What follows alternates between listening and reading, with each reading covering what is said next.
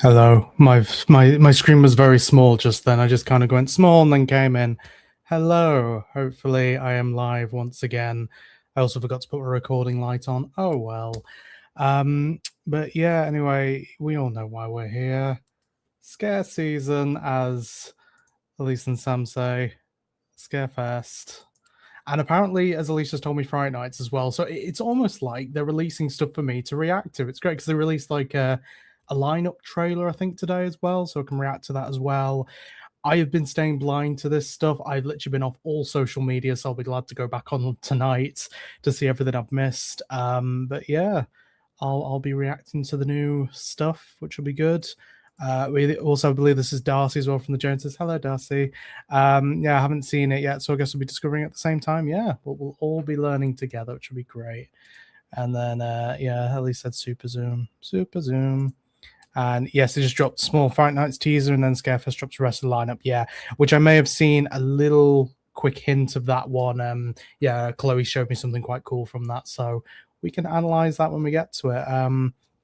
So anyway, I need to actually set up this because to avoid all spoilers, I haven't actually set up the thing on YouTube yet. So let's go and do that. I should also do it in an incognito window per Elisa's advice from the first stream we did. So let's do that. Let's see. Right, then YouTube. I'm assuming the Fright Nights one's on YouTube as well. I'm guessing. I could probably just go onto the Thought Park page because I know Towers in the past they've sometimes only done it on like social medias, and it's like it's not helpful. Anyway, Alton Towers Resort. And let's see. Oh, there's a theme park worldwide video. Yay. Right, and then there's Alton Towers and videos. Then yes, we got. So the thing I did know from this already was that the attraction's called Final Exhibit because I got a notification from YouTube, and I briefly saw a little bit of the thumbnail, but I kind of just came off it straight away. So yeah, I'm looking at the thumbnail now. Yeah, looks like a pasty guy in the background. So that's fun. So let's get this up. A very loud ad just came on. Thanks for that very loud ad. All right, let's bring the volume of that down a little bit.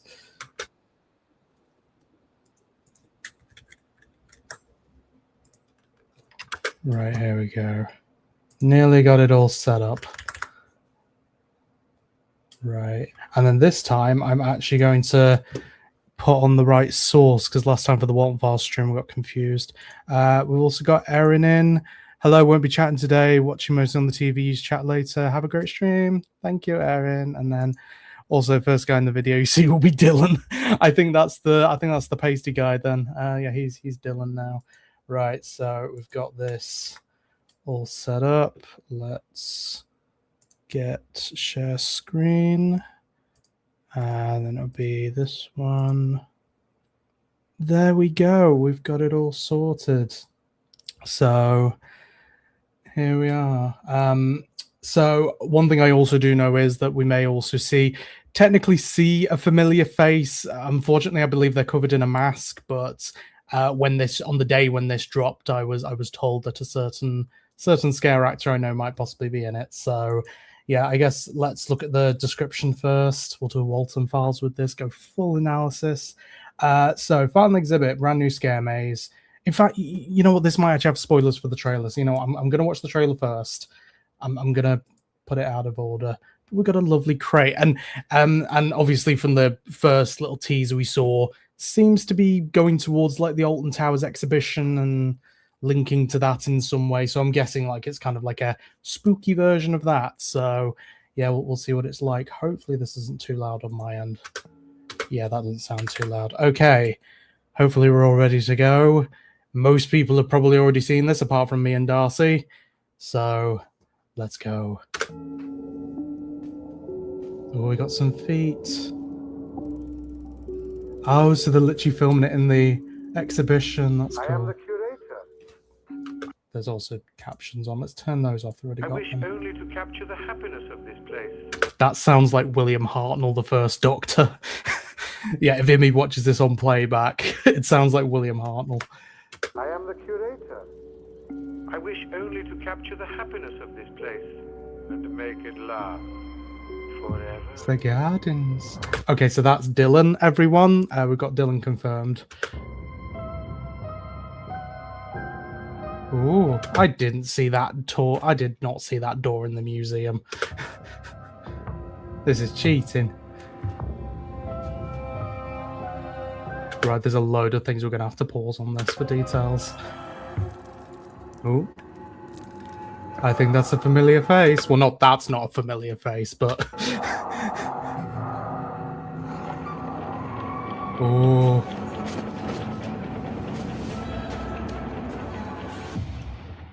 We have been waiting for you. Bald! I'm sorry, just the first thing that came up in my head was like the SpongeBob meme of bald! My eyes! I'll take this more seriously, I'm sorry. We have been waiting for you. Ooh. Do come in. Yay.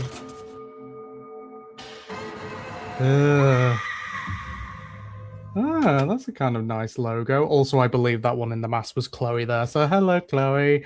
Kind of creepy mask. I'll have to pause on that to see it properly. But yeah, kind of creepy, spooky mask.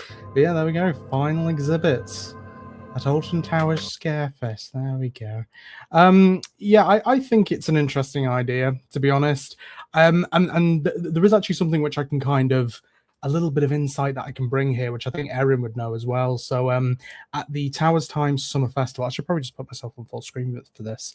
But yeah, at the Towers Times Summer Festival this year, we had the talk from Howard Ebson, I think it's Ebson or Ebison or whatever, who's the basically the new Bianca, the new kind of head of stuff at Towers. And he was asked by, I believe it was Sam from Coaster Tog. It was nice to see him on the day, by the way. It's lovely to see you again, Sam. But yeah, he was asked about the construction, which was going to be at the bottom of, the bottom of X sector, which a lot of people were thinking would be a Scaremaze, possibly a Ministry of Joy Scaremaze, like going on from them doing a 13 one with Edge of the Forest and doing Compound as a Phalanx one. People were thinking, oh, they're going to do another ride themed one probably at the bottom of X sector. That was kind of the big theory from everyone. I never really had that confirmed or anything from anything that I heard, but that was the prevailing theory. But then basically what Howard told us was, finally something I can actually say that I've heard, is that basically that was something that was in the planning before he got there. So it was probably something that Bianca had plans for. And then essentially when he got there, he asked, I think he said that they had like a board of directors, like a board of like 7 people there who he was chatting to about what is this planning permission that's been put in. And the problem is there's no one who's at the resort now who is involved with that planning permission. And so we confirmed that it was going to be a scare attraction, but now they're moving in a different direction. So my theory is that they were going to be making that into some form of like Ministry of Joy, Sanctuary 2.0. It says Sanctuary, bring back the Sanctuary, by the way. That was just the most relevant little scroll card thing that I had. So I thought might as well put it on there. Why not? We have a chance. But yeah, so I think that was going to be like a Ministry of Joy theme maze, and they've now pivoted from that. And I believe that building, from what he said, it seemed like they're not going to be going in a Scarefest direction with it when it is eventually built. So I think that would have been the original plan. But it seems with this that they're kind of going with something else, which he said, which is that he wants to focus a lot more on the heritage and stuff, and because that's kind of the unique selling point of Towers, the fact that they have these towers, they have these gardens and stuff. He kind of wants to focus on that. It's the reason why the exhibition happened. So I think that's kind of part of the reason why they're making a scare maze based around it. It's going to involve hopefully a lot of the history of Towers in there, which would be exciting. Anyway, I've missed a lot in the chat. Let's see. So I wish you could see more of the Vask in the video. It's such a cool visual, yeah. And obviously Chloe doing a great job there in the background, as we love. And yeah, hashtag bring back the Sanctuary. I mean, you said that apparently Howard knows what the Sanctuary is. No one asked at the event, because normally what happens at the Scaremazing event is they get asked if the Sanctuary is going to come back, and they always say no. But apparently Howard, I've heard, has been a little bit more open to it. I mean, it's Scarefest anniversary next year, so who knows. And then Mike, love to explore. Hello, Mike. And Stace, I guess. Hello, Stace. Hopefully there as well. And the piggies, I hope they're doing well. So too much mystique is sometimes worse. Hardly anything revealed. Yeah, I think that's the thing. I mean, they might possibly do another trailer as well. I can't remember for Freak Show Toxic Junkyard if they did a couple or not. I know they had like a few things building up to that. So we might see more. But also, you know what it's like with these kind of like paid upcharge attractions. They want to try and keep as much secrets in it as possible. So but yeah, there's kind of like little bits in the background. I think this maze could have like a lot of references in it to things. Again, similar to Freak Show Toxic Junkyard, where that had a lot of, well, I mean, to be fair, there was a lot of stuff from Freak Show which already had things from like Carnival of Screams and stuff. So there was a lot of references to that in there. But then with Freak Show Toxic Junkyard, I think they added more references to other things in there. So yeah, it'd be interesting to see how much there is. I mean, you saw like some like mascot costumes in the background there. It'd be interesting to see if they have like a mascot Henry Hound. That would be cool. And I think one thing, when I kind of thought that this was possibly going to relate to the exhibition and stuff, is one thing that could be really scary, which I remember when I did Dr. Frights last year, I think it was the end, might be at the end of the clown one, I don't know, but they had like a room where it had like a load of mannequins and stuff in, and I thought that one of them was going to come to life, and that's always something that really freaks me out, is where you've got a room full of mannequins and one of them's an actor and one of them's going to come to life and you have no idea when that's going to happen. This could really capitalize on that, because obviously if it's in these like archives of these, you know, different props and costumes and stuff, I think it would be interesting to have that where it's like you have a room full of mannequins and one or two of them are actors. I think Stitches had a similar thing at the end, that finale, where it's like a load of them are mannequins, a couple of them are actors, 7 dolls in trailers, whenever they actually had an actor in there, which was hardly ever. So yeah, I think that would be quite a good, scary thing to do. And we've got loads of chat. We've got so many people in tonight. Hello. Yeah, very victim focused delivery for the trailer. Yeah, similar to like the invitation one, which I remember that one where they had like the hands go over the victim's face, and it's like that never happened. And they didn't even look like vampire hands, which is crazy. They never teased vampires for that one. It more felt zombie. And yes, Howard does, yes, probably talking about the sanctuary. Also, I've got my Scarefest mug, by the way. My lovely pump. There we go. There's a 13 one as well. I need to get that one at some point. But yeah, yes, it said my outfit was very sanctuary. Yeah, the Joy Dispenser, wasn't it? Yeah, that was the one you did on opening day. And yes, he does know what the sanctuary is. And then Erin, yeah, I'm back. I think I may pop out in a minute, but I also like the idea of creating, yeah, like again, kind of linking it to the Alton Towers exhibition is quite cool. And yeah, having similar to like how didn't Thought Park have like the director or something like the director of fear, maybe you could have this be a new kind of character for Scaremazes and stuff, you know, maybe he's the curator who creates these new experiences and things, which would be interesting. And then Henry Hound jump scare sounds quite fun. I feel like having like you saw some I mean, we'll go back through the trailer in a minute when I've got through the chat questions, but yeah, I think having like giant mascot costumes, you may think they're not creepy, but like in a dark room, like I said, if you don't know which one has a person in it, I think that could be terrifying. Genuinely, one of the biggest jump scares I've had at Scare City was the giant inflatable teddy bear, which Elise and Sam will know everything about, because it was genuinely, in 2024, it was the biggest jump scare we had of the night. And that was just a giant inflatable teddy bear. Like, you can make that work effectively. So, yeah, I feel like we definitely get a mannequin scene in that. Yeah, I remember Carnival of Screams had a similar thing where you had like a bunch of like marionette clowns and stuff where they like the hands kind of went like that, and then you see in one of the trailers where one of them like jumps down. I think that could be very effective indeed. And a lot of, I've always said in the past that the less human a scare character looks, the more kind of scary they are to me. It's the reason why the skin snatchers were always so effective, because they had the skin masks whenever they were worn. And I think it works similar with Tiny, so having a lot of characters in masks and stuff, that will make me quite creeped out as well, which would be good. And then Darcy asked, does anyone know where it's actually going to be? To my knowledge, I believe from what a lot of people have been theorizing, is that the hospitality suite where Dazgane's Panic was, I don't think there's, I know it was the changing area for Freak Show Toxic Junkyard, because I remember seeing some of the actors walking across sometimes, but that's all been kind of boarded up and stuff, like there's black boards across it, so I believe it's going to be there, which I think kind of makes sense, to be fair. Like, it's kind of like a place where events usually happen, so it makes sense like an exhibition thing would be there. However, it kind of doesn't make sense in the fact that it's almost like the Alton Towers exhibition's meant to be connected to this, so it wouldn't really make sense if it is in the hospitality suite, like Elise says. There we go. But yeah, I mean, unless if it's not in there, but they put all the blackboarding up there, and I know that there's the whole thing with the towers where they don't, like, the heritage restrictions are becoming more strict, which means they're not wanting mazes in the towers as much anymore, which means hopefully at some point bye Altonville. As much as I love Altonville, I do think it needs to go. Yeah, so I don't think they'd be able to put it back in the towers again. Obviously with the exhibition, it's a lot of temporary stuff, and it's stuff that actually kind of goes towards the heritage and stuff. So meanwhile, Scaremaze is, as much as they can make it, it's almost kind of like semi-permanent in a way, where it's like they can take it all down, but it feels a little bit more permanent, I guess. And I guess with the exhibition, I guess Heritage would like it because it's showing some of the heritage of the places. And then Stitches doesn't really work really well. I need to do Stitches again because I didn't get a good run on it, unfortunately. And it was on the day when I got the mask stolen, the skin satchel mask stolen from me as well. So I already wasn't feeling great. And then, I didn't really have a great run. I was a bit too far ahead of the group, but that bit did freak me out because, strobes with those masks and not knowing which one's real just gets me. And then Thorpe had done a few icons over the year, like the director, the toy maker Lucifer, and then Fear, I believe, is a character as well. That's the one kind of in a lot of the initial trailers they did for the anniversary of the character of Fear. It would be nice to see Towers do that as well, actually have some kind of staple characters for their event. I think that would be because I know, like, as much as I have problems with Halloween Horror Nights, they do it as well. They have, like, is it Jack the Clown or something?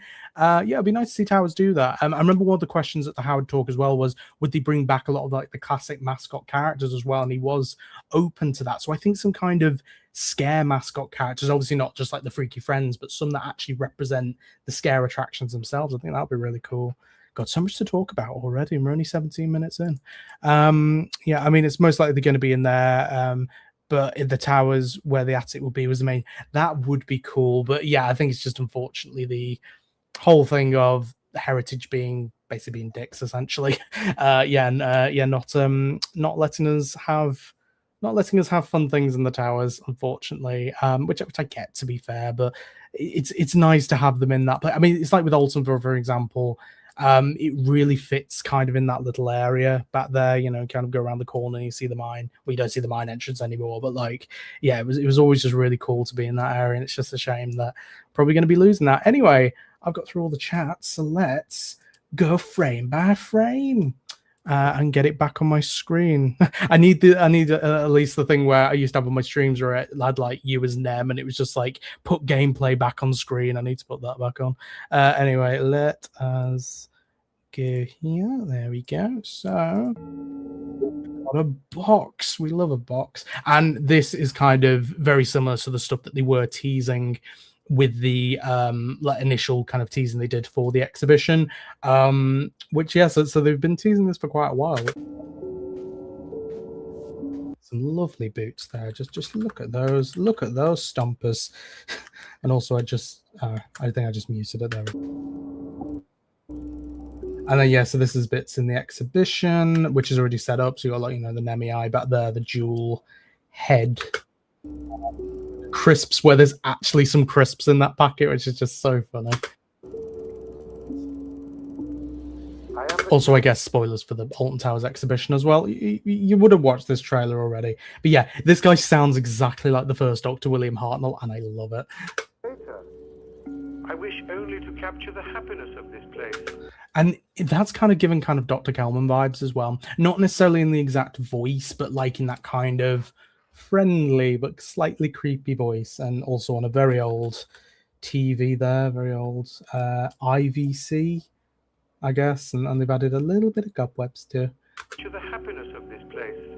And yeah, the whole thing I wanted to capture the happiness of this place, which I guess kind of the whole point of the exhibition in a way, like capturing the happiness that used to be there.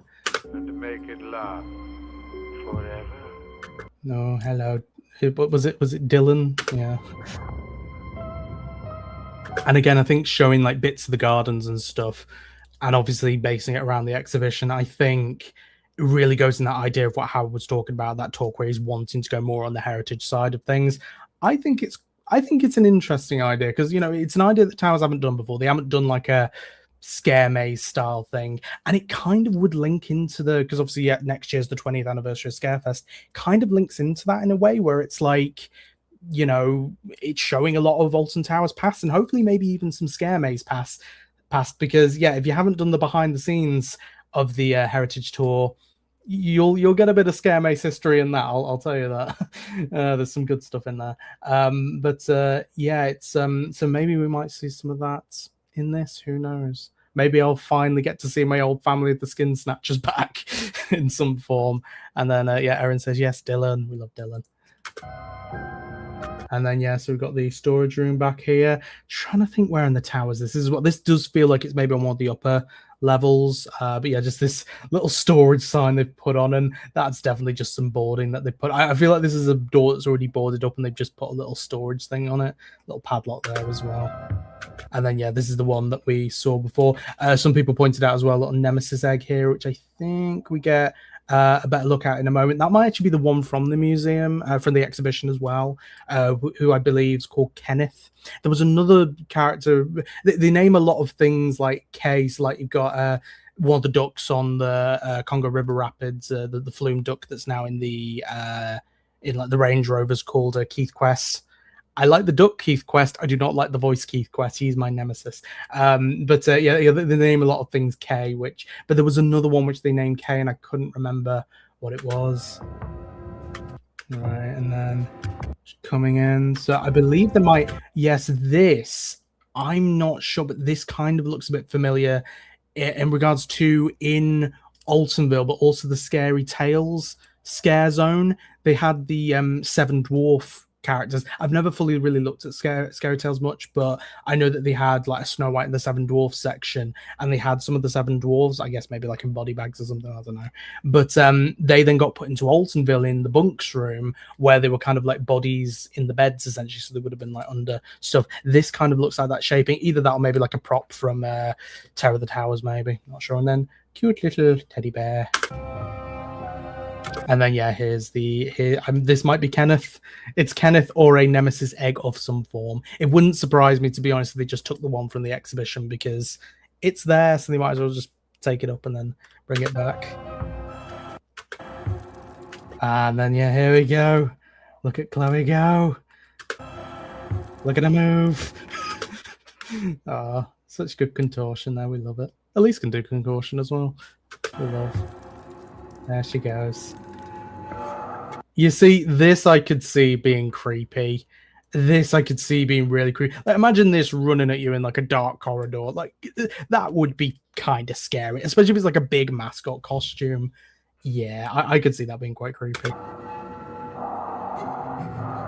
And it's kind of giving mascot horror as well, with like you know, Five Nights at Freddy's and stuff. Walton Files, technically. I'm wondering if these are actually like specific characters from Alton Towers history. I don't know.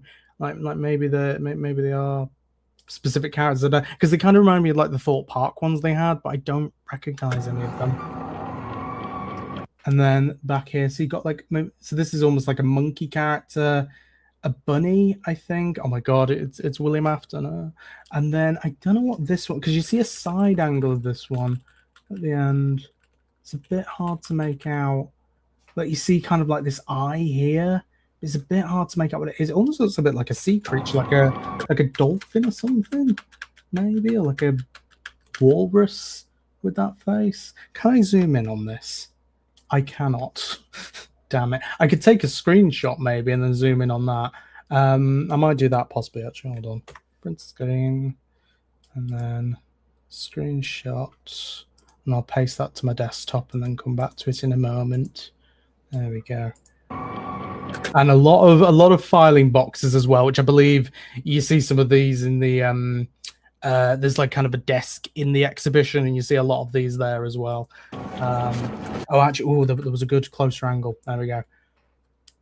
I think I actually recognize who this is. So I think this is actually a character who was there. So with the haunted house, maybe with Jewel as well. It might have been when Jewel opened. They had like a vampire mascot there. Yeah, I think it's like on like the opening day of Jewel, they had like a vampire mascot character. Maybe that's the original one. I'm not sure. I'll have to look up to see what the original mascots of Towers were and see if these are some of the originals. And then, yeah, then we got this bunny character as well. These could be very creepy. I could see this being very creepy. Also, Erin says, by the way, I do think that the mascot is an old Alton Towers mascot, aka the bear. Yeah, maybe, possibly. I'll look up like a list or like some images of them in a bit. See, and then yeah, here's another Curator door, which is kind of giving very Sanctuary vibes, I'm not gonna lie. Oh, and we got a lovely close-up there of the rabbit. Again, very much giving like the Thorpe mascot vibes, but yeah, these are definitely gonna be, god damn it. They're gonna be creepy. And then we've got another Dylan in. We've got from Towers Talk. Hello. Yeah, but we've already named someone Dylan in this, so you have a twin. Well done. But yeah, very, very excited. We're talking about the creepy mascots at the moment. Bald. No, I'll stop. But yeah, we got the bald Curator. And does his voice sound the same as on the TV or not? We have been waiting for you. Yeah, kind of does. So it is the same voice, and yeah, doesn't find that funny. And then Darcy says, I think it'll be pretty similar to Dark Forest walkthrough thing from last year. Yeah, maybe there could be some quite like gothic vibes with it, I feel like. You know, you've got obviously like a lot of the toy characters in there. Like you got the ventriloquist dummy, which fun fact no one knows. Obviously not that original mask, but the same type of mask was used in Carnival Screams for the living dummy. So fun fact, everyone. But yeah, they kind of got like a lot of dolls and toys in that. I could see a lot of that coming up here. And we have a Chloe coming up. Hold on. There we go. We've got a Chloe coming up here. Hold on. So yeah, we've been waiting for you. Almost like it's like they want you to be like a new exhibit in the exhibition. I bet it says that in like the description or something, doesn't it? And then Dylan says, getting very much Stitches vibes mixed with Sanctuary. Yeah, definitely. Almost like the Towers version of Stitches in a way. Only I feel like with a lot of Thought mazes, they go more extreme in a way, while Towers always kind of has that Towers charm. I feel like Tiny's Revenge is the one which kind of went away from that Towers charm and went a bit too dark, I feel like. But a lot of other mazes, they kind of have that Towers charm, and I feel like with Stitches it goes quite gory and bloody because they're like, you know, making these people into, you know, into dolls and stuff. I feel like this will be kind of less gory, more creepy, spooky, and again have that Towers charm, which I love. I found it on Towers Times, one of the two mascots, Joey and Theo they were called. Send your photo. Yeah, absolutely. I'll look them up as well so we can see them as well. Yeah, Towers Times will be a great resource for that. Been waiting for you. Oh. Do come in. Yay. Come on, Chloe. Oh, look at that. I mean, I'm trying to work out what like that would be as well. Like, I guess just some kind of like rag doll or something. Very creepy look, like with that mask. And then just her screaming her head off. I'm having fun with this. But yeah, like it almost got like a kind of ear there, or maybe like a knot in a way. It's reminding me a little bit of, again, going back to Thorpe Park, they had the festival. I think it was the festival arena or something. It's basically kind of like a kind of macabre circus in a way. And they had a couple of characters that look similar to this in a way. So I'm kind of thinking it's that, maybe. But yeah, it feels like a very kind of like random character, I feel like, in a way. But yeah, and then you got the name Final Exhibit. Does what it says on the tin, really. And maybe that we're meant to be the final exhibit. So yeah, and I think the logo looks pretty decent. Be interesting. I would love to see with this if they do what they did with the Tiny's Revenge sign compound. They didn't really do it, unfortunately, but when with the Edge of the Forest as well and Dark Hollow, where they have more of like a 3D sign for it, I think that would be really cool for this. I hope it's just not like a 2D board. I hope we get like a really nice 3D sign for this. Maybe even just on a box or like a bunch of crates. That'd be awesome. And then Alton Tower Scarefish. There we go. Yeah, and there's nothing at the end of it. And then Dylan has said, I see huge potential with this, but I'm also a bit worried that there won't be a huge variety in theming throughout, but we'll see. Yeah, I guess it will kind of have, I mean, I think especially if it was in the towers, because I know a thing Chloe says about the Sanctuary is that a lot of the theming, there wasn't really a lot of theming in there because the towers itself was the theming. I'm hoping with this, if it is in the hospitality suite, which it looks like it is, they can actually make a lot of theming for it, which I think would be really cool. But yeah, but hopefully some of the variety might come in the different references to the park's past and stuff, which would be quite interesting. So also let's have a look at the description. I shall get a little drinky drink from my lovely pumpkin mug. Which, I'm sorry if I knock my mic whenever I get my mug. Basically, my little coaster is at the side here and the mic's here. So it's like, yeah, I kind of have to maneuver around it to get to it. Anyway, so final exhibit, brand new Scaremaze. The Curator's collection is waiting for its visitors. Yeah. So it seems almost like you're visiting the exhibition and then you get put into the exhibition. Ooh, which, cool idea.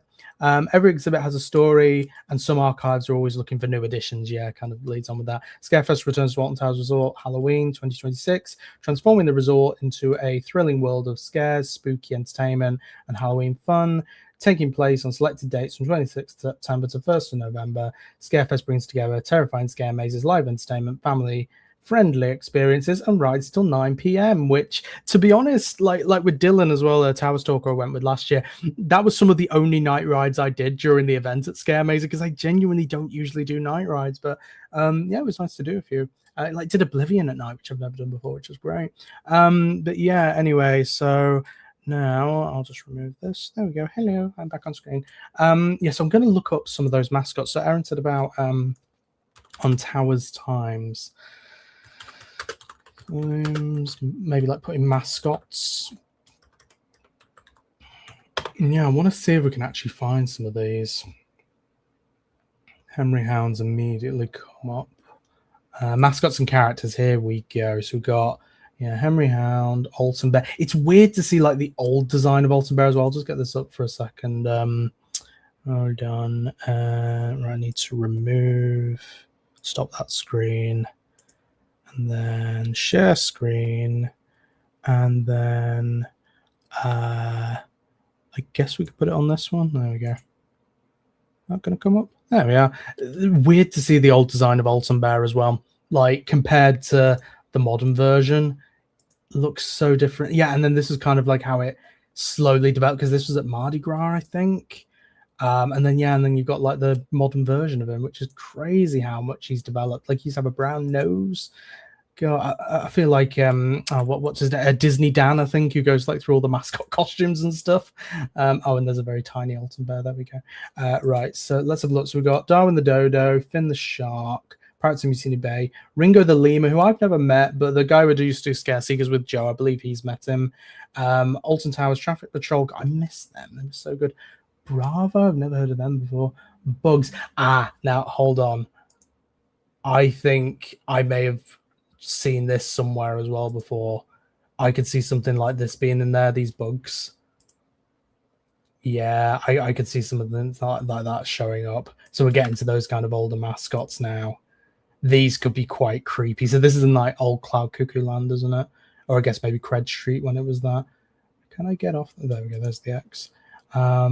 We've got Bunbury, who's a wizard. Oh god, that you see, if they have these in there, that's gonna be creepy. I wonder if they're the original mascot costumes as well, or whether they're recreations, because obviously these are quite old. Some of these, like probably from the 80s, 90s. Yeah, like first arrived 1993, last in 2001. Like some of these are 20 years old plus, so I do wonder.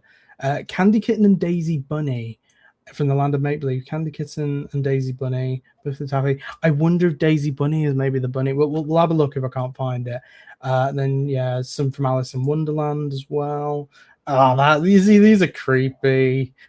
These will be creepy. Oh, and here we go. So here's the kind of bear character, isn't it? I don't think that's like the Cheshire Cat or anything, but yeah, that's the Cheshire Cat there. And then here's our vampire character as well.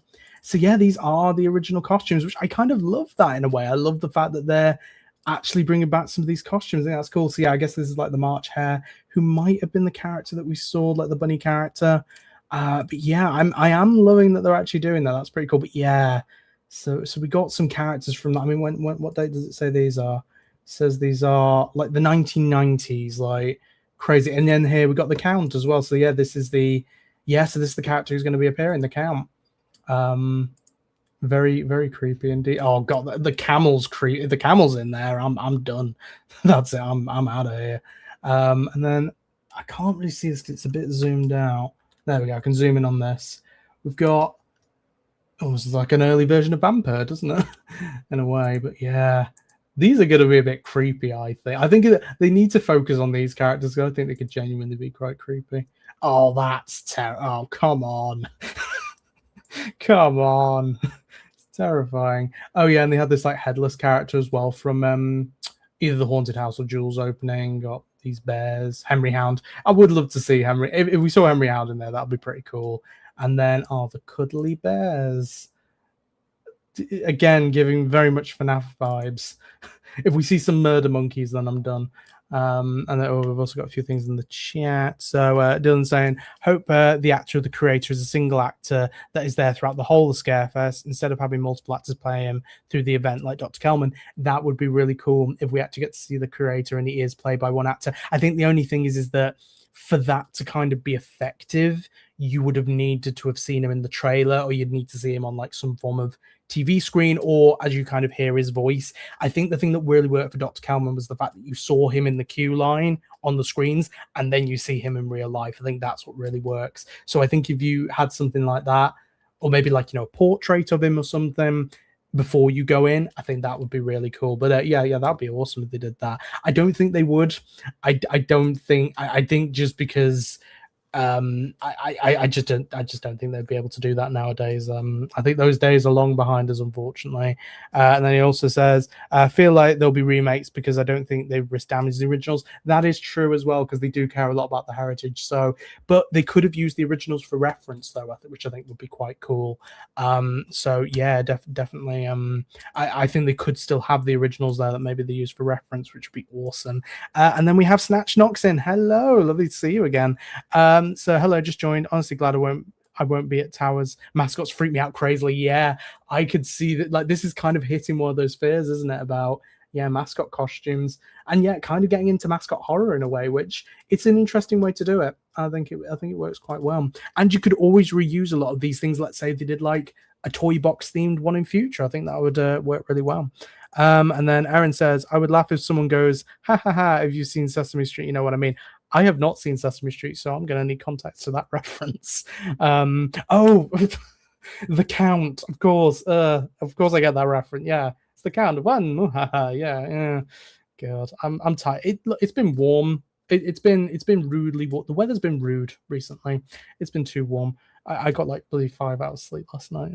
And then Aaron says the Count. Yes, I got. It took me a while. And then Lisa says, "Love the mascot, so cute." Yes, but I feel like in the context of a really dark Scaremaze and really closed environment, that's going to be creepy. I think it's similar like when there's like a moth in my room, right? Outside, love moths. They're great. When it's inside, no, then it freaks me out. It's the same with mascots. They're like moths. And they're probably also attracted to light as well, I imagine.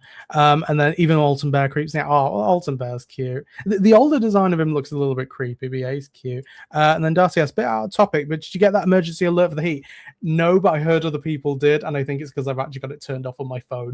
So no, I didn't. I think it was because we used to get like those alerts like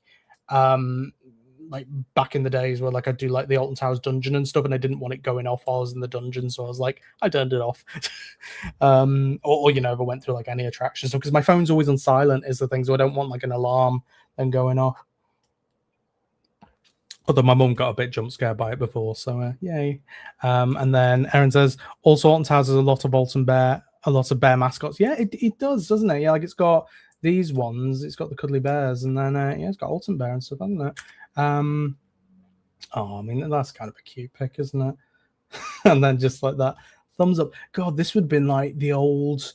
I mean, I guess it would have been like Merry Old England before it became Mutiny Bay with the painted on litter sign on the bin. And look at how pointy that bin is. Gee, that's a very pointy bin. Okay, this is, come on, like this is. How is this not creepy? This could be used in like an analog horror. It'd be terrifying. God, the rest of this stream is just going to be looking at creepy bears and creepy mascots, isn't it? We got 2 other videos to get through. Jesus Christ.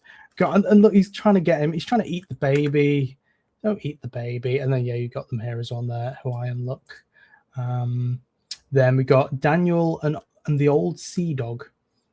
Oh, he's a bit cuter, I guess. And this is from the parade floats that I think we used to have as well, which is cool. Okay, never mind. We had one really cute guy, and now we got this.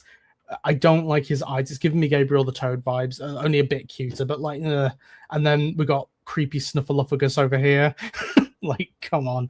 And no, I hate. Please stop. He's going to eat you. Leave him alone. Right, let's see. And then we got Eric the Yeti. So this is a more modern one. Is that I think I maybe briefly saw Eric the Yeti on Park when he was there. I didn't really get to see him much. I saw Darwin the Dodo at like Oktoberfest and stuff. But yeah, I didn't really get to see much. I've spoken to Eric on like the live chat thing they have on the website. They have Eric the Yeti sometimes respond on there. And this is the frogs. Oh, so these are meant to be like the frogs on Tower Street, I guess. I'm glad they took this design away. It's terrifying. I don't like it. Let's see. And then Henrietta Hound, who I saw in the museum. See, Henry and Henrietta, I feel like, are less creepy. I just think it's just a giant mascot costume in a dark scare maze would be kind of creepy. I'm not going to lie. Oh, and there's the swan boats as well. And then that's it. Oh, they had, oh my god, they got Sid. If Sid the sloth turns up in here, this maze is automatically epic. I want Sid the sloth in this maze. I don't care. I want a reference to Ice Age 4D. Please put Sid in there. I beg. Come on. Look at those chompers there. God, that would be so funny. Oh, please do it, please. No, we've got more in the chat. So we've got Dylan saying, I think if Towers pull this maze off, it could be hugely marketable on social media because it hits a large audience who share the favorite mascots. There's that, but there is also, if there's a lot of references to the past of Towers in there, it'll hit that market as well. So yeah, I kind of agree. I think if this, because when I kind of realized that this might be the idea, I thought it was a good idea. It just depends on the execution. So, but I think they've really got a good thing here with having, if they really focus on the mascots and a lot of those references and stuff, and have a load of little references. And with Scaremaze in this year, I really hope this is the behind-the-scenes tour, because, and I imagine it would because they normally do the new maze, but to see how many references and stuff are in there. And hopefully actually have a tour guide this time, because for the Edge of the Forest one last year, they didn't have a tour guide, and I was out in about 20 minutes. Like, you need a tour guide in there to keep you in there. But anyway, I'd love to. Yeah, I think that could really branch out, yes, for people who are scared of mascots and stuff and scared of old creepy museums, but also, yeah, the amount of references in there, I think that's really cool. And then Darcy says, in Wales, it was Welsh and barely any Welsh people understand Welsh. Yeah, for the alert. Yeah, for the emergency alert. Yeah, I was actually in Wales yesterday. Went past Wrexham and stuff to go to Llangollen for a circus with Stakesy. It's a Stakesy thing. I've actually got. He gave me another pin badge. Hold on, let's get this on the stream.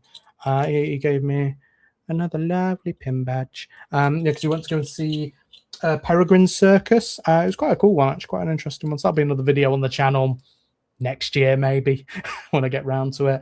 Yeah, it was quite a fun, unique one. And I just thought as well, while bringing out pin badges, little shout out to my bestie Elise. Yeah, if you came to the Towers Time Summer Festival, some of you, I know Dylan and Erin got one, is this new design of the Darkshadow pin, a summer design designed by our very own Elise. So yeah, definitely everyone give her a round of applause in the chat, because yeah, she made this really nice, cool summery design. So I've got a load of these left. So if you see me at any point, then yeah, I'll give you one, and who knows, they might come back next year for the summer season. Who knows? I've also got more supply of the normal ones as well, so loads to keep me going for anyone who doesn't have one.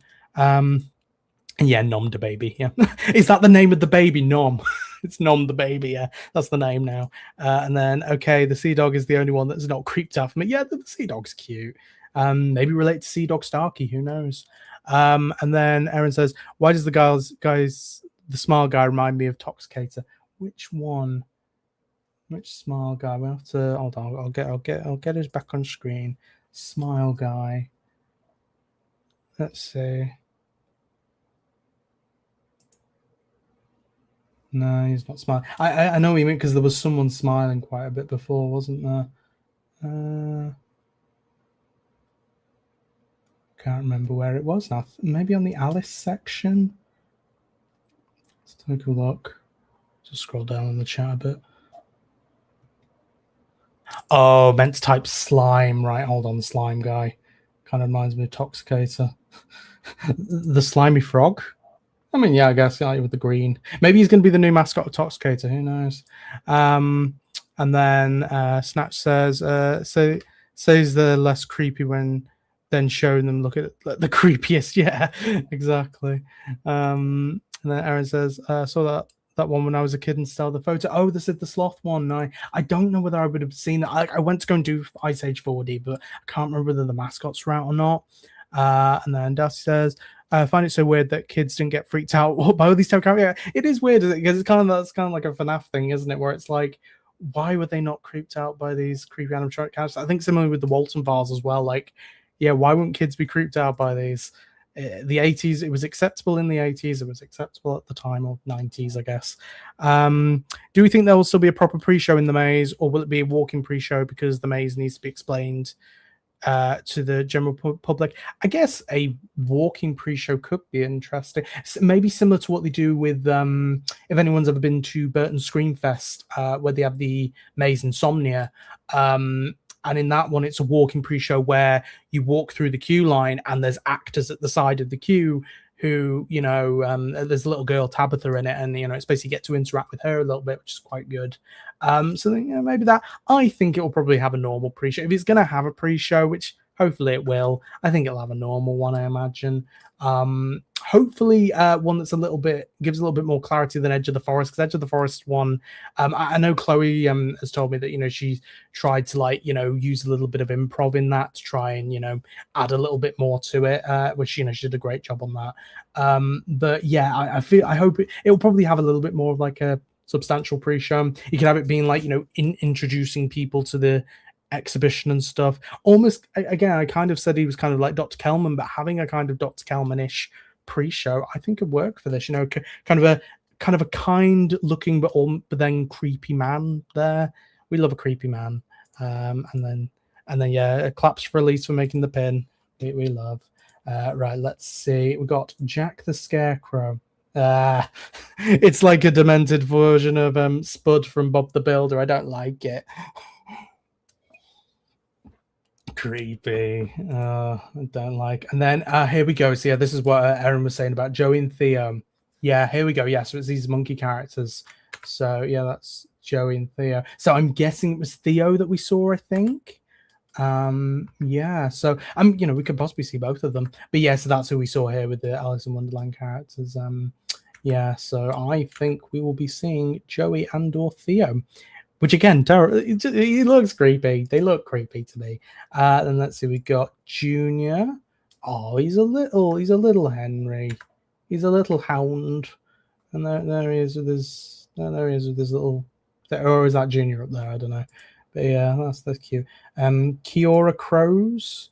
Oh no. These look creepy. No, I don't like them. I don't like them. I can't see where the crow is. There he is. This, no, I hate with a passion. Kill it with fire. Which they might do in the maze, who knows? Especially in this bloody weather, jeez. I could definitely see new updates to Edge of the Forest coming this year, along with installment of new features as well. That'd be nice. Yeah, I mean, I always love when mazes get updated. Yeah, that'd be great. As long as they're positive updates. But yeah, I think they could, definitely. I think with it being the newest maze, I think it's less likely with Edge of the Forest. Maybe Compound could do with some. I think if Burial Grounds comes back, could definitely. I think Elise would agree with me on that. That yeah, Burial Grounds could use some updates. Trick or Treat Town, if that comes back as well, could definitely do with some updates to it. Because that's been there for a while now with very little change. Let's see, Mummy Bear, Daddy Bear, and Baby Bear. Are these the? Oh no, I was about to say they're the Bernstein Bears, but no, these ones are a bit less creepy. This one's creepy. I don't think it's like Dazed Eye look. But yeah, these ones are a little bit less. The clown, clown makes it a bit creepy, but no, that's those ones. Oh god, this is the one that looks like Snuffleupagus. Yeah, kind of did. This one's gonna nom the baby as well. No, with his beak, he's gonna peck him out. God. These are all going to be in there, aren't they? Oh, geez. Oh, my God. Oh, no. You can see the performer's eye. Oh, that is...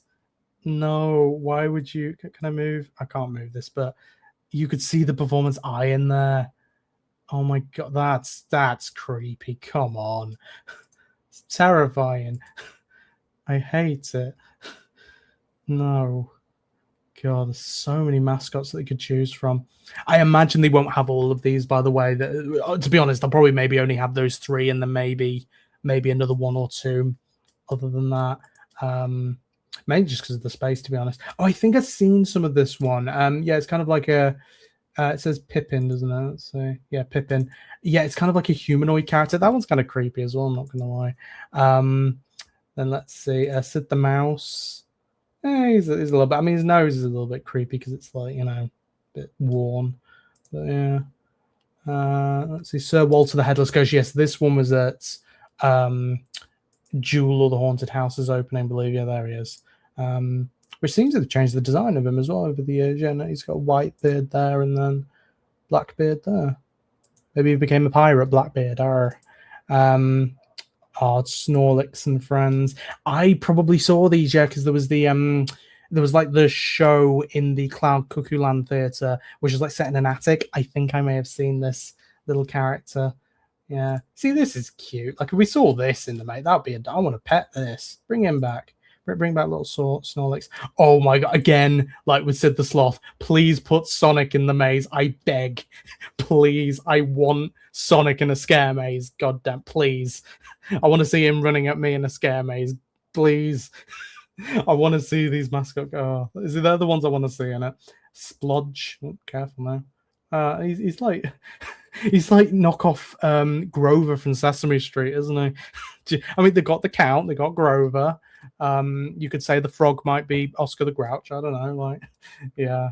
Oh, is he gonna have is he like a version of Jigsaw from the Saw films with his little tricycle? Oh, Squirrel Nutty had a mascot as well. He's a bit less creepy. Again, I think it's just the size, maybe. Yeah, he's a little bit less creepy, I feel like. I think it's just the fact that they're just quite big in size. Then in an enclosed space like a Scaremaze, it'd be even creepier, I feel like. And then, and these are the ones that we love, the Wraiths. These are, oddly enough, these are the least creepy ones that we have because they're meant to be scary. I think it's the fact that they're not meant to be scary that makes them automatically scarier. But yeah, and fun fact, one of my college tutors who worked as Elsie Hamble and one of the Wraiths, she got punched in the face while working Scarefest 1 year. So yeah, fun fact from James there. So we've got Dylan saying, I wonder if Towers will use mechanical effects animatronics in the final exhibit. Be cool to see Towers try out with them. Possibly. I think just the problem is budget and whether they would. And, you know, if they can hire actors, they'd hire actors for it, I imagine. It would be cool, though, to see that maybe. And then, you don't know what's real and what's not. And then that'd be interesting. And then, God, that looks like the Alton Towers version of the Duolingo Owl. Yeah, with the I like how he's just called the Owl as well. Like, that makes it a bit creepier. Like, he doesn't have like, you know, Sid the Mouse and stuff like that. No, it's the Owl. Like, terrifying. Just paint him green, then it's Duolingo. Even the installation of air cannons throughout Edge of the Forest would be cool to see, and we're definitely filling gaps between actors. Yeah, that could be good. I guess it's just trying to figure out where that would fit in. I guess maybe in like some of the cottages near the end where you like have some like the branches and the trees coming out, like, you know, coming through. I guess air cannons could make sense there. Where it's like, you know, a roots come in and, you know, that would make sense with the blast of air.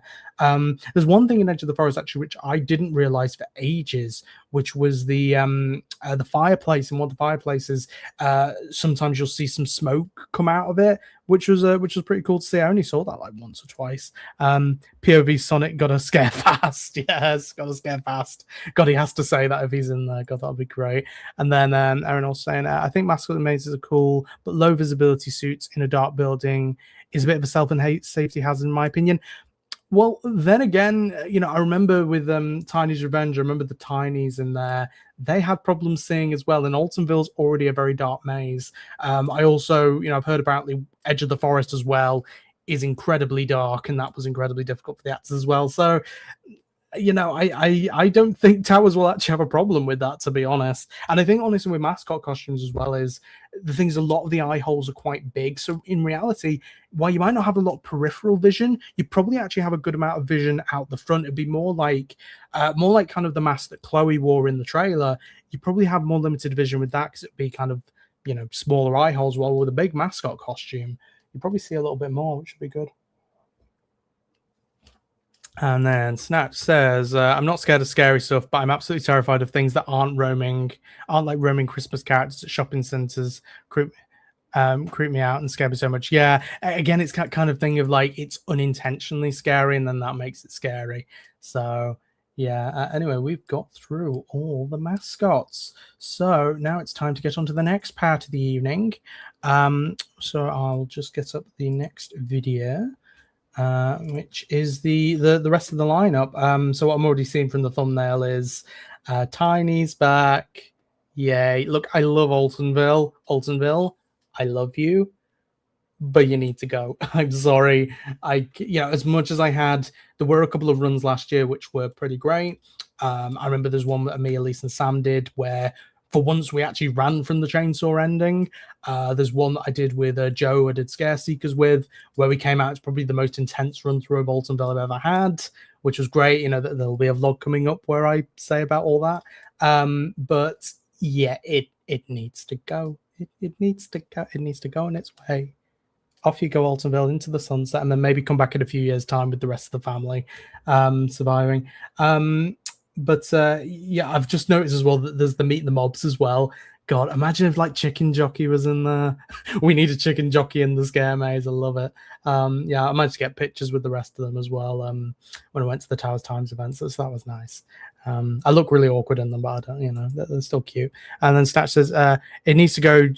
It needs to go. It just shouldn't have saved around for this song. Yeah, I think that's the thing. Like, yeah, it's just with Tiny's, it was a nice effort to keep the maze going, but personally, I think the Tiny's Revenge storyline didn't need to be based in the Altonville mines. I have my own kind of idea for how I would do Tiny's. It would take place in like, I've always thought like a gasworks in a way. That would make sense for the boiler suit still and the gas mask. And it almost kind of being like a boiler house in a way, but having that thing of this one character you see multiple times throughout the maze and a load of like victims and stuff. I wouldn't just have them be cheerleaders as well. I'd have maybe one or two cheerleaders, maybe even keep Chloe's cheerleader of Cindy, because that's a great character. But have like more of a variety of victims and stuff. But yeah, I wouldn't have made it an Altonville sequel. I think you could have still had it be in the town of Altonville, but I don't think it needed to be in the Altonville mines. I think you could have just cut that story off. But I'd love them to if they brought back the original, I'd love to see all the family again because I miss them.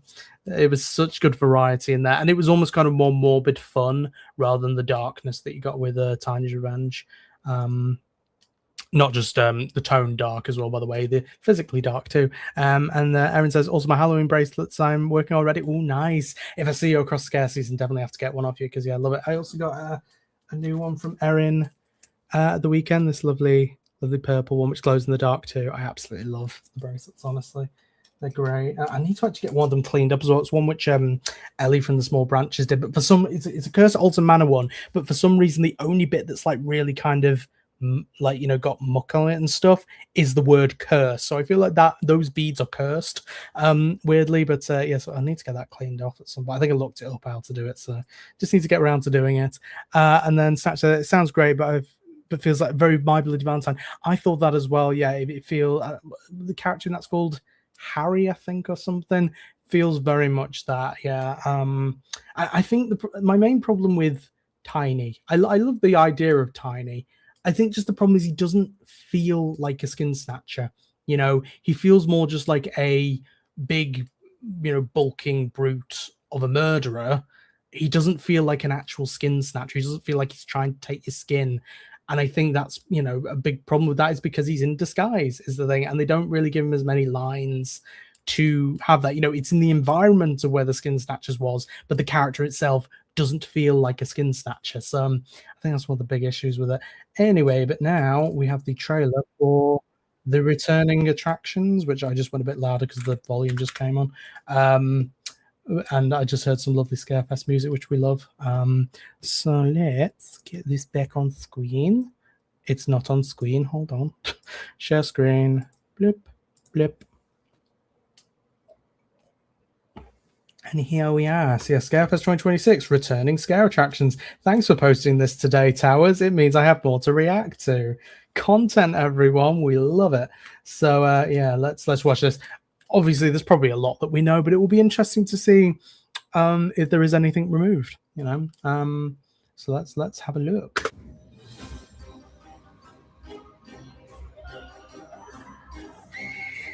Oh, do we think we could see Chloe in any of this?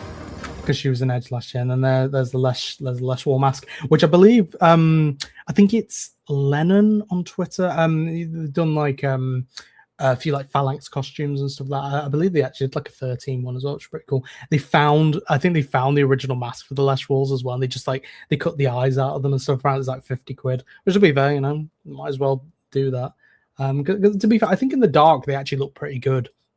Small pics I've seen them in the light. They don't look great in the light, but in the dark, I think they look pretty decent.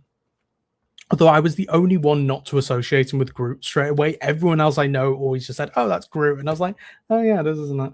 Because the thing is, I was really affected because the Lesh Wall sounds are quite loud in there. Genuinely gave me like sensory issues. I have to wear earplugs going into Edge of the Forest because, the Lesh Wall sound effects genuinely like spooked me a bit too much. But anyway, yeah, there's Leshy Boy. Oh, I don't think that was Chloe. Nah, that's a different one. Then yeah, we got Compound. Oh, and I don't know if this.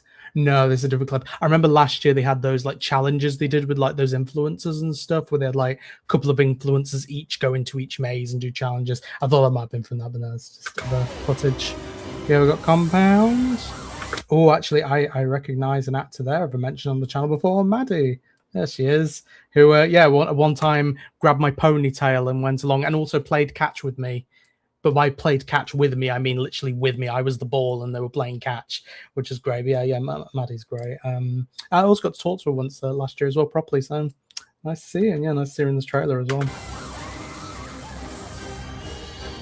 Right, this is the bit that Chloe showed me, which I think Imi might have teased being interesting as well, which I've been wanting to see high quality versions of these images for ages. So this is in the pre-show for Alton, for Tiny's Revenge, and they've got all these bits, little details and stuff. But this is the bit that we really wanted to see. They have a list of who is alive and dead or like detained. And you can see Granddaddy Knox. Obviously, we see him in the trailer. He's detained. Then Bridie. Interesting, it says Bridie Knox. I was just called a bride, but yeah, Bridie Knox detained. Baby Knox is deceased. Which, to be fair, we also see that in the trailer as well, because you see like the gunshot and stuff. It's a poor baby. And then Brother Baby, he's dead. And then Jock deceased. Tiny obviously missing. Then Bojar Knox. Maybe I think it's because Jars was originally called Bottles and Jars, so I guess that's the one from Bottles and Jars. Slim Knox, presumed dead 1975. Oh, now there's some lore. There's some little Slim Knox. I'm gonna have to ask Chloe about these. Yeah, I've never heard of Slim Knox before, but also presumed dead 1975. Well, I mean, so either that's before Altonville opened, or maybe he died like earlier on. That's interesting, because obviously the whole police raid kind of happens like 1981 is the thing, so this would have been a while before. Now that looks like it says Boob Knox. I'm interested to find out who that is. But yeah, that says detained as well. And then Sister Knox detained as well. And Sister Chloe played Sister Load. She was great in that role. Go and watch the interview if you haven't. It's a great interview I did with Chloe. But yeah, I'm gonna have to ask her about these. I'm interested in that. And then there's Tiny. I was about to say we're gonna see Chloe as Cindy, no, because she was saying in the interview as well they keep using her footage and stuff, footage that she's in. Yeah. Oh, Darcy just clarified. Boss Knox. Does it say boss? Because I mean that would make sense to be like, because Boss Knox is one of the statues. Hold on. Yeah, that probably does say Boss. Yeah, okay, it's not Boob Knox. False alarm, it's not Boob Knox. Yeah, Boss Knox, which, from what Chloe said in the interview as well, yeah, definitely not who Tiny is. Because, essentially, I've heard people say that when before Altonville was, but before Tiny's Revenge was revealed, people saying, oh, Tiny's that character at the end of the maze who was in gift shop. And it's like, I already knew who all the characters were. And I knew that Boss was a separate character as the thing, but people wouldn't believe me. And it's like, yes, Boss Knox was the one who you'd seen gift shop at the end, which in a future vlog, there might be something quite fun with that, which I can show. And Tiny was a separate character in the role play, because we have some role play stories that I do with Elise. We have an Altonville one in that one. We almost kind of have like Boss Knox is like the father figure in a way of the family, and then Tiny Knox is basically this big kid, but he's bigger than his own dad, and it's just like, yeah, it's kind of it's morbid, but it's cute at the same time, and I love it. But yeah, that's the most exciting thing for me in this.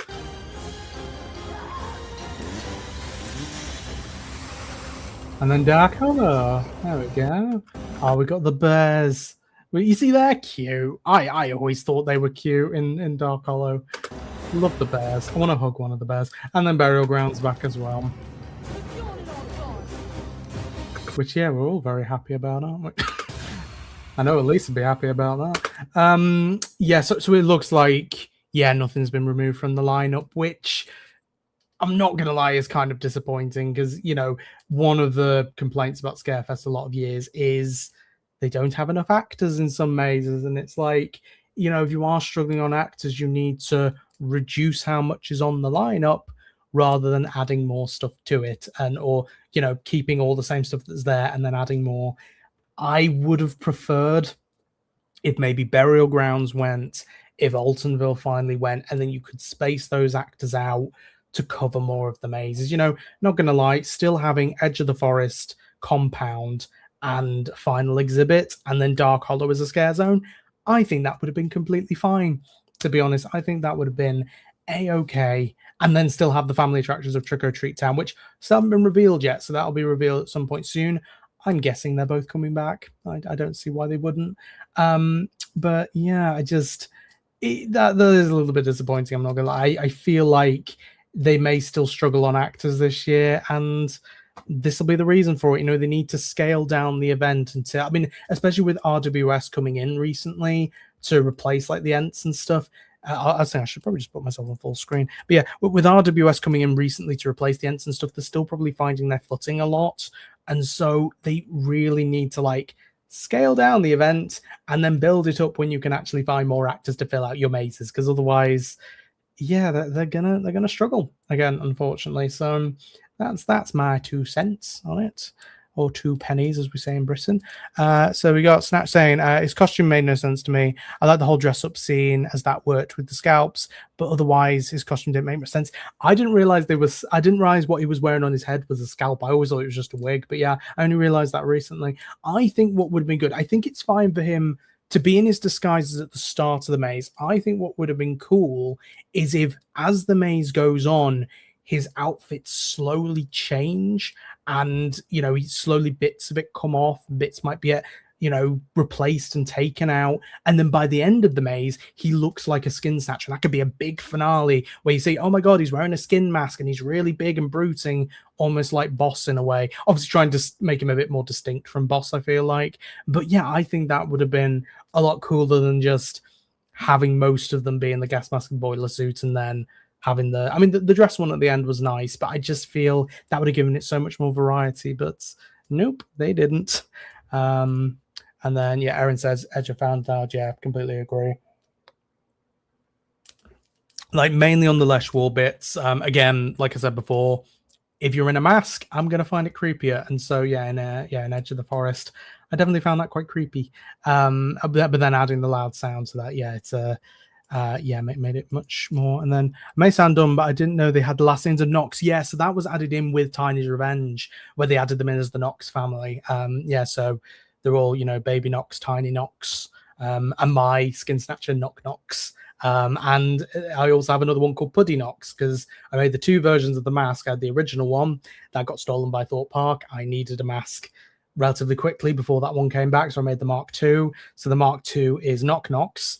I might as well just describe him on here. Essentially, in the role play that I've done with Elise, he's kind of cute, but also kind of creepy in a way. Essentially, he doesn't speak much, but he usually communicates through knocks. So if a victim's like walking through the corridors, all they'll hear before they see knock is just some knocks on the walls, and them getting closer and closer and closer till he just jumps in and absolutely like ravages them and stuff, and that's great. And then Puddy Knox is I only came up with him because I saw a picture of one of the skin masks which looked really derpy, and so I thought, oh, that looks like Puddy in a way. And so I thought with my first mask, because that one looks a bit more derpy as well, because it's mainly it looks different because I actually cut out the bits of skin and then sewed them together rather than keeping the original shape of the sculpt that I sculpted for the mask. And Puddy Knox, it's essentially going to be he's not an actual member of the Knox family. He will essentially get adopted into it, and it's between when the family have been taken into custody or killed in the where Tiny's revenge starts, and before Tiny comes back to the mines. And essentially this Puddy Knox is going to go in, make his own skin mask from in the mines, but then he also likes to steal the cats of the towns of Altonville. So I bring cats into it, and that's why when I wore him last year, I had some like little cat scratches on my head and stuff. So yeah, creating characters, it's fun. Let's see, we've got Snatch saying, which fun fact as well, the name Snatch Knox is what they gave to the rest of the skin snatchers, which didn't have a specific names. They had brother, sister, baby jock, bride or bridie, as it says on that list, granddaddy, boss. There was one called Boiler as well, which is in the Boiler section, which is now Playroom. And then obviously Tiny comes in Tiny's Revenge. But then the rest of the general snatchers were called Snatch. So yeah, that's where Snatch Knox comes from. But yeah, Skinny Knox. I need to ask Chloe about that. And yeah, wait, there's more lore. I didn't know how much lore there actually was. Like Jock, I only heard about from the interview, so knowing that there's a lot more lore is interesting. Yeah, there is a lot of lore they put in, and unfortunately, a lot that was in the original pre-show with Sister, which they didn't add in. Like they talked about the fact that Bride was, she was made these dresses like with flesh and skin on them because she wanted to find a husband. And the whole idea of Jock, he makes these muscle suits because he's actually quite a scrawny lad, which would probably make sense for Skinny Knox actually, but no, Jock's a separate character on that list. But yeah, it was essentially that he makes these muscle suits because he's really insecure about being really skinny. And then obviously with brother and sister, you can tell from the pre-show already in that they might have a little bit of a thing going on, and how that family works. And then, yeah, I don't really think Snatch necessarily had much of a storyline with him. Granddaddy obviously always wanted to bring you in the showers with him and stuff, which is always funny. Boss, I mean, he was always in gift shop, so I assume just like he maybe ran the gift shop. I don't really know as much lore about him. But yeah, Bride and Jock had some lines which were meant to be in the pre-show with Sister, but because they had to get groups in quicker, those lines got cut and stuff. But yeah, there's a load of lore, which is why I love the maze, but it's time for it to go. And then obviously the whole lore of them being called the Knox family as well, that came in with Tiny's Revenge. And then Dust says, I love Burial Grounds. It's not too loud and have great memories in it. Yeah, I think that's the thing. It's kind of, people who have good experiences, and that's good. I just think it's basically just a smaller version of the Welcoming. And it's like, just bring the Welcoming back, and they shouldn't be the Unchosen. They should be the Bjorn, and just have it be the Bjorn instead of these like new Bjorn and wearing Batman masks and pig masks off Temu and stuff from Wish. I mean, to be fair, some of the pig masks at the end look good, but like the faux leather brown ones and like the green ponchos, like, come on, like, just bring back the Bjorn and like instead of the Unchosen. And obviously Elise has already said her thoughts on it.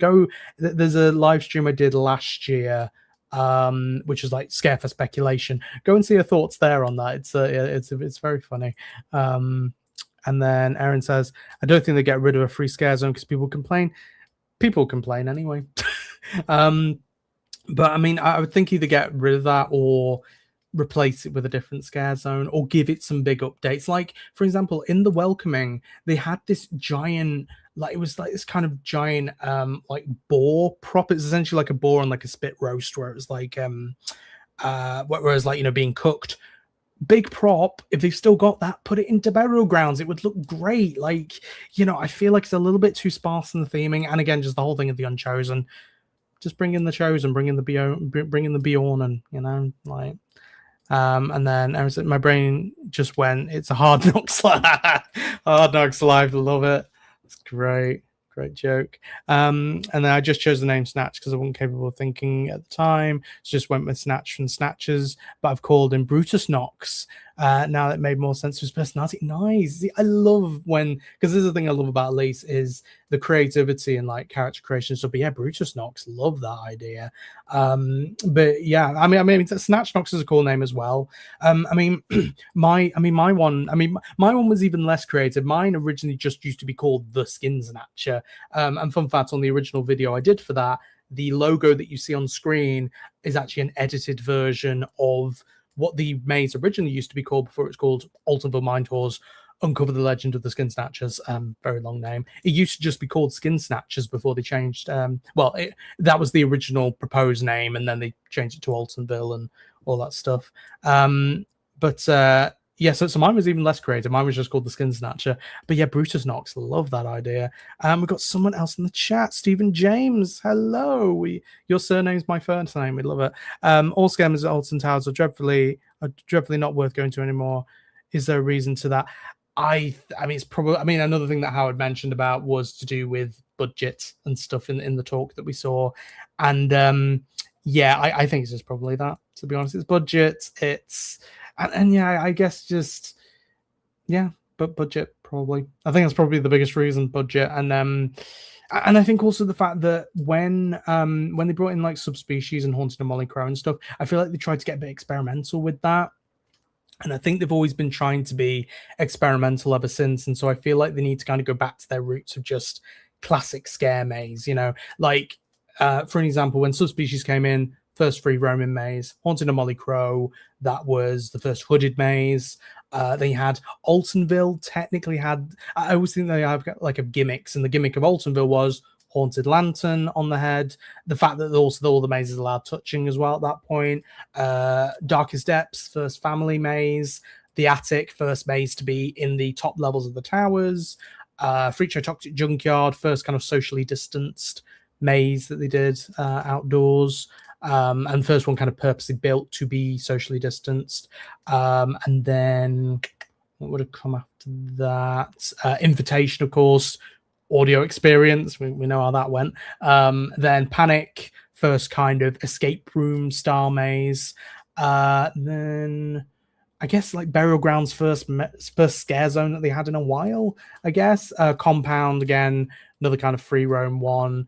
And then Edge of the Forest. I believe with Edge of the Forest, one thing with that, I mean, you've got like the looping thing in it, but then you've also got the fact that the Lesh walls, I believe, were meant to have like audio specific technology within them or something. I don't know whether that 100% worked or not, but again, that's kind of another gimmick is the thing. And it's like, we just want classic style scare maze to come back, and I'm hoping that's what this can be. It's just a nice classic linear maze, no free roaming, just no big gimmicks, just give us classic scares.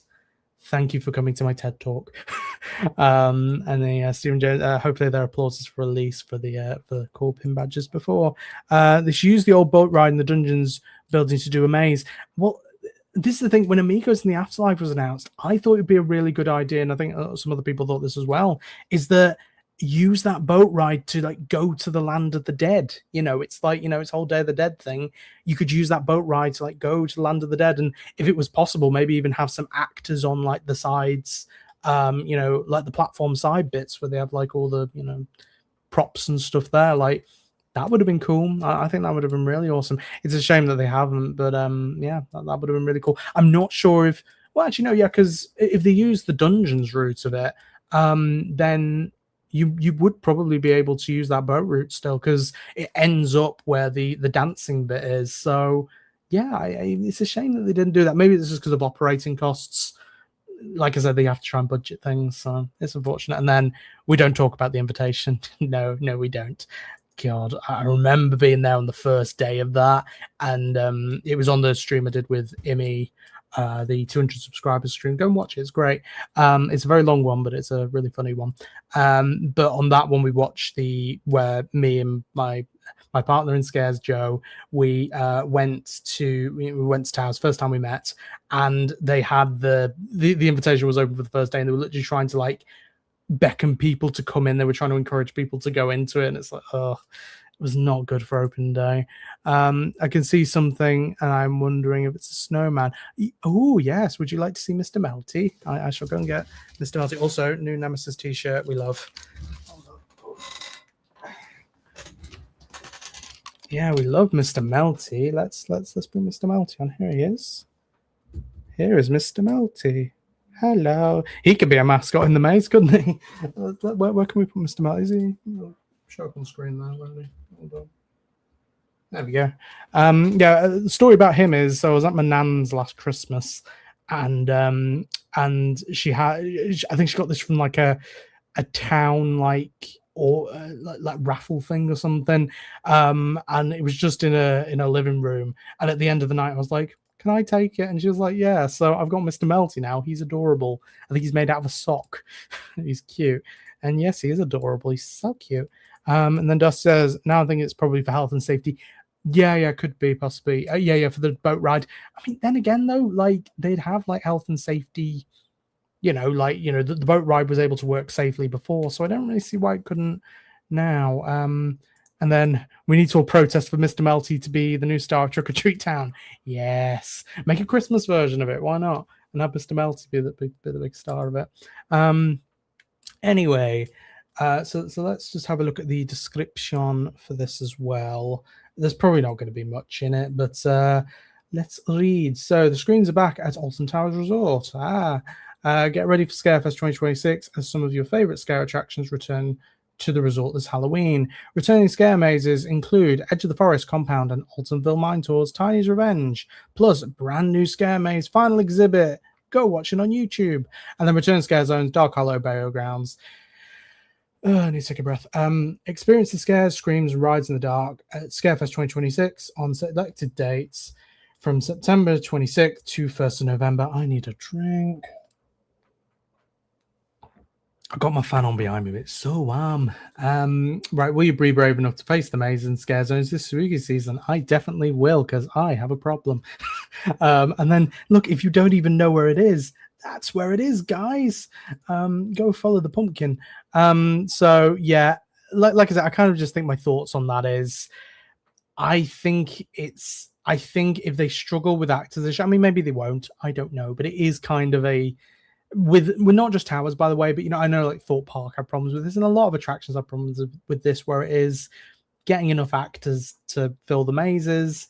And yeah, I just think if Towers struggle with that, then they should have made the lineup smaller. And again, quality over quantity. That's what we want. Get another drink. In fact, I've actually got. Hold on, I prepared. I've got Mikos at Alton Manor one as well, which is already full. I put way more juice into that one, so it's way stronger. Jesus. But yeah. Oh, and is that a baby TARDIS? It is. It's from the Doctor Who figurine collection. I'll just go and get it quick.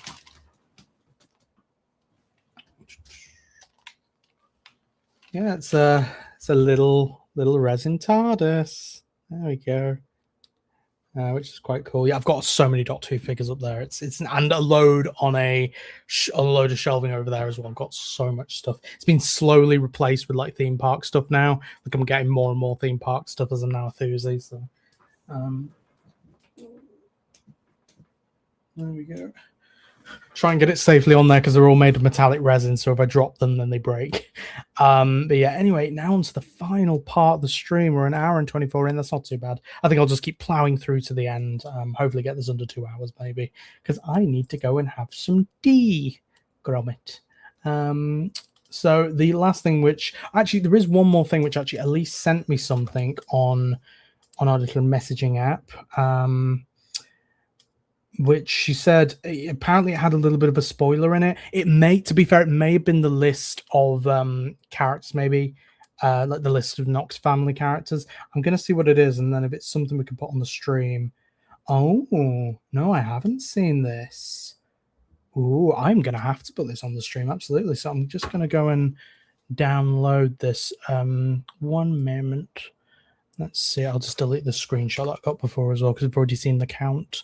Right, I'm gonna have to open up Discord and get it. But yeah, this is something which, basically something which was posted to Alton Towers' story the other day, which I just realized I've just come off screen, so I'm distracted. So it's something that was posted to Alton Towers' story the other day, but I obviously didn't see it because I've been off social media to avoid all these spoilers. But this is something really cool, which I'll definitely, if I go to Alton Towers again, I'll definitely have to see.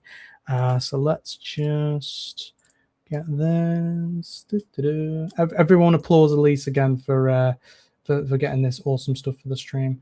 Right, can I download this? Can I? Please let me down there. Here we go. Right, save image.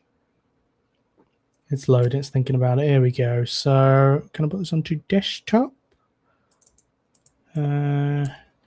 Desktop. Come on, there we go. I'll put this on my desktop. Close up Discord. And boop. And boop.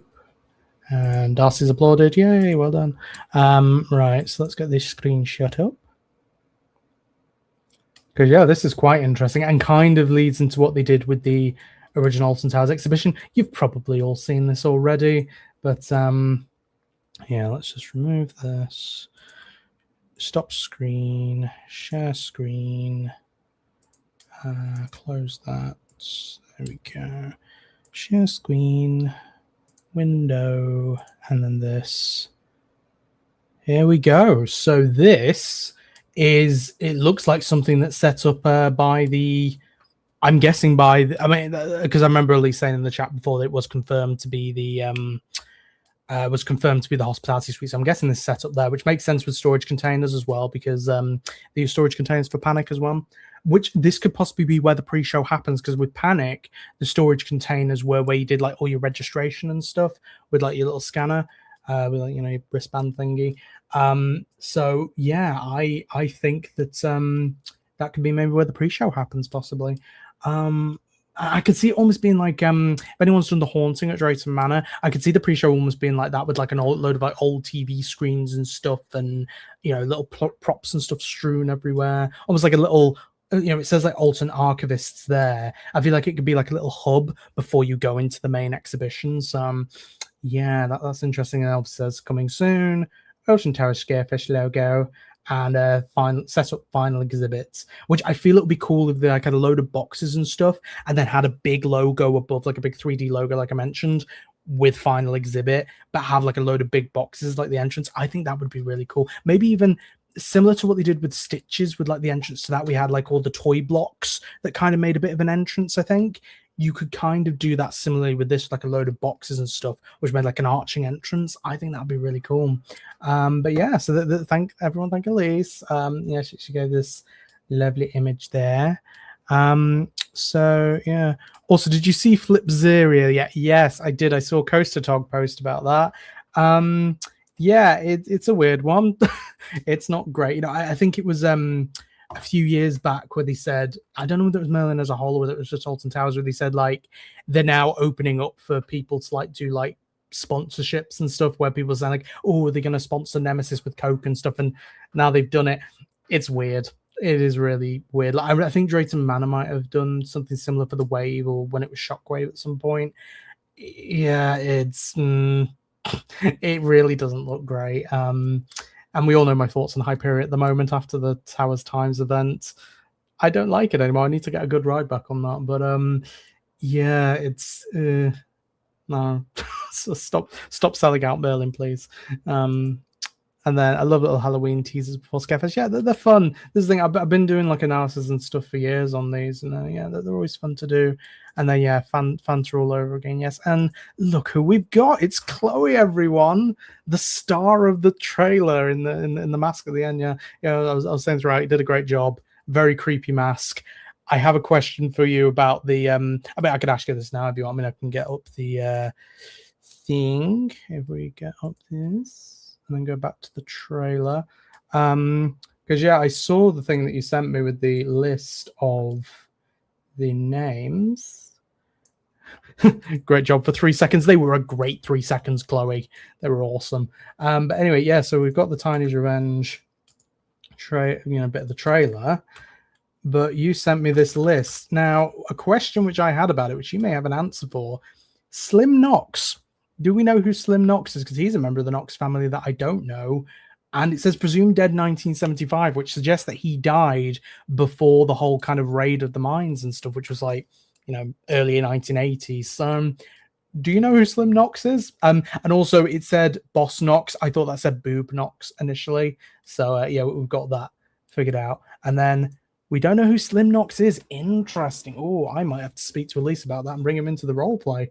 That'd be interesting. Yeah, Slim Knox. Because it kind of makes you think like of like Jock, obviously, because Jock's Jock's like meant to be quite slim and skinny beneath the muscles. You'd think it'd be that, but no, Slim Knox. And yeah, fame is coming for me. Yes, it is, Chloe. It's absolutely. And yeah, Bojar Knox. I think that's meant to be bottles and jars, because I know you've told me in the past that jars has been called bottles and jars in the past. So I think that's what that's a reference to. Interesting that Snatch Knox doesn't appear, or Boiler as well doesn't appear on here either. Then they'll be made up for the generic characters, right? Me and Elise will do something with that. We will. Yes, it will be bottles and jars. And it also confirms Boss and Tiny are two different characters. I talked about this earlier in the stream, Chloe. Yes, my grievance with people confusing them. Yes.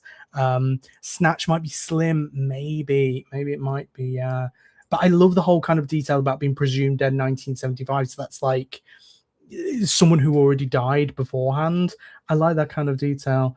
And yes, unfortunately, Brother Baby. We love Brother Baby. And then yeah, Baby Knox and Granddaddy Knox. All deceased. Although Sister survives, so we've got our lovely sister still there. The most beautiful girl in the world. Right. Anyway, you've come in at the perfect time, Chloe, because I've been told by Elise Thought Park have also released a trailer, so we're going to go and react to that now. Your favorite park. Yeah, we'll be doing that. Brother died defending sister. Oh, that's heartbreaking. Oh, poor brother. But yeah, it's so sad because in our role play, he's now lost his arm. It's been amputated because basically we had like the whole kind of battle happen with all the sheriffs and stuff, and Brother kind of went to the good side is the thing, like with the sheriffs and stuff, and so he was fighting with Bride, and Bride got some sewing scissors and stabbed him in the arm, and he's had to have that amputated off now, so he's armless, well, half armless. And then yeah, Snatch saying more trailers, which is cool. And then yeah, Rip Brother and Sister, you'll be missed. They will be.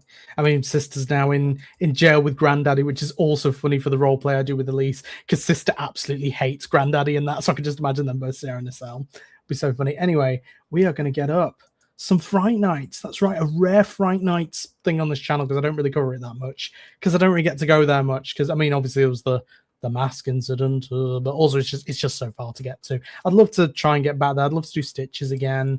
Crows of Morecambe Meadow would be nice as well. I can't comment anymore yet. Right, so Therapy Park. And let's see if we can find... I'm hoping it's been put up on YouTube. If it hasn't, then this is going to be a bit anticlimactic, I'm not going to lie. There's Fright Nights behind the scenes, celebrating Stell's 25th birthday. I'm going to have to look on social media. What would be the best one? Maybe Facebook. I'll try Facebook. Le Fashe Book. The Book of Fash. I'm going to have to log into my Facebook. Oh, no. I do have a personal Facebook profile. I just don't use it. I use it for the Facebook page, not for my personal stuff. There's no profile picture on my page whatsoever. Oh, God. Oh, it's asking me to do a capture, guys. Do you want to see me do the capture? Hold on. Hopefully it doesn't show any sensitive information. This is risky. Right.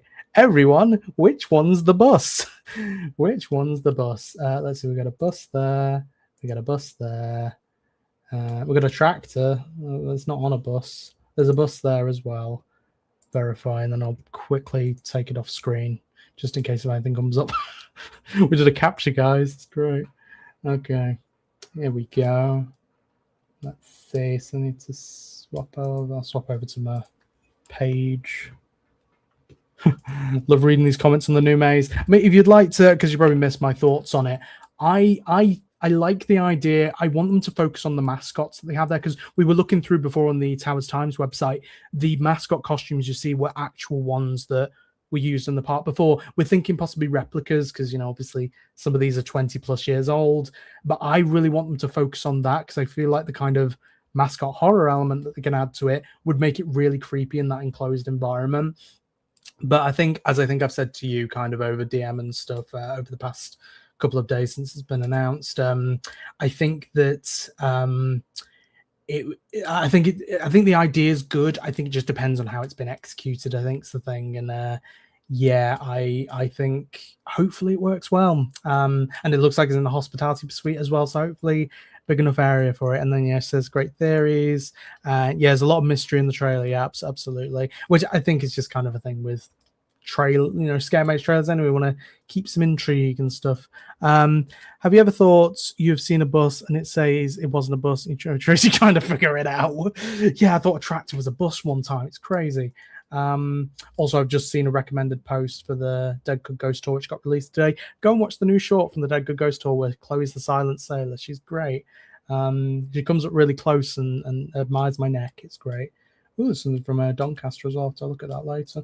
Because I'm going to the press event for that, which will be nice. The Small Branches invited me as their +1, which I'm so grateful for. Get to finally do that one. So let's go to Thorpe Park. And then let's see if they've actually put something on, or was Elise lying to me? She wouldn't lie. Here we go. Unfortunately, it's in portrait mode, guys, so we'll have to see it in portrait. Yeah, I'll see you there. Be prepared. Absolutely.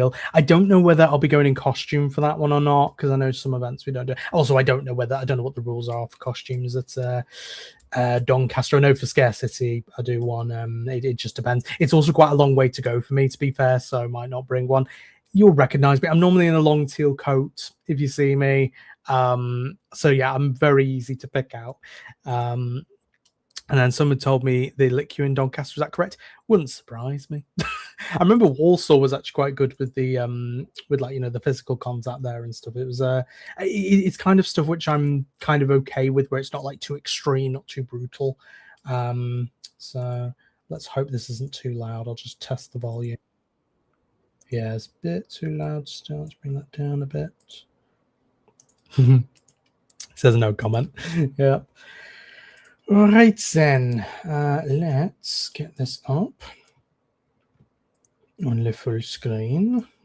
And then, will I recognize you? I wonder. Oh, I wonder if Chloe will recognize me after all the years that she's seen me. I can tell you now, Knock Knocks will definitely be coming back, and a new costume as well, which I'll be doing with Imi. We've got a duo costume that we'll be doing, which we're keeping secret. It was originally going to be for Scaremazing, but yeah, we might be doing it opening day now. And that actually reminds me of something as well, which I need to talk about. A bit of a grievance I have with Scarefest is, so they released the tickets and they released the Ultimate Scares Pass, or they call it the Ultimate Thrills Pass this year, because they just focused on the thrills. And last year it was 99 quid. This year it's 195, which I get a price increase, inflation. I get that there's an extra attraction, fair enough. Doubling the price, like, come on, like, I'm sorry, but that price increase, I cannot understand why.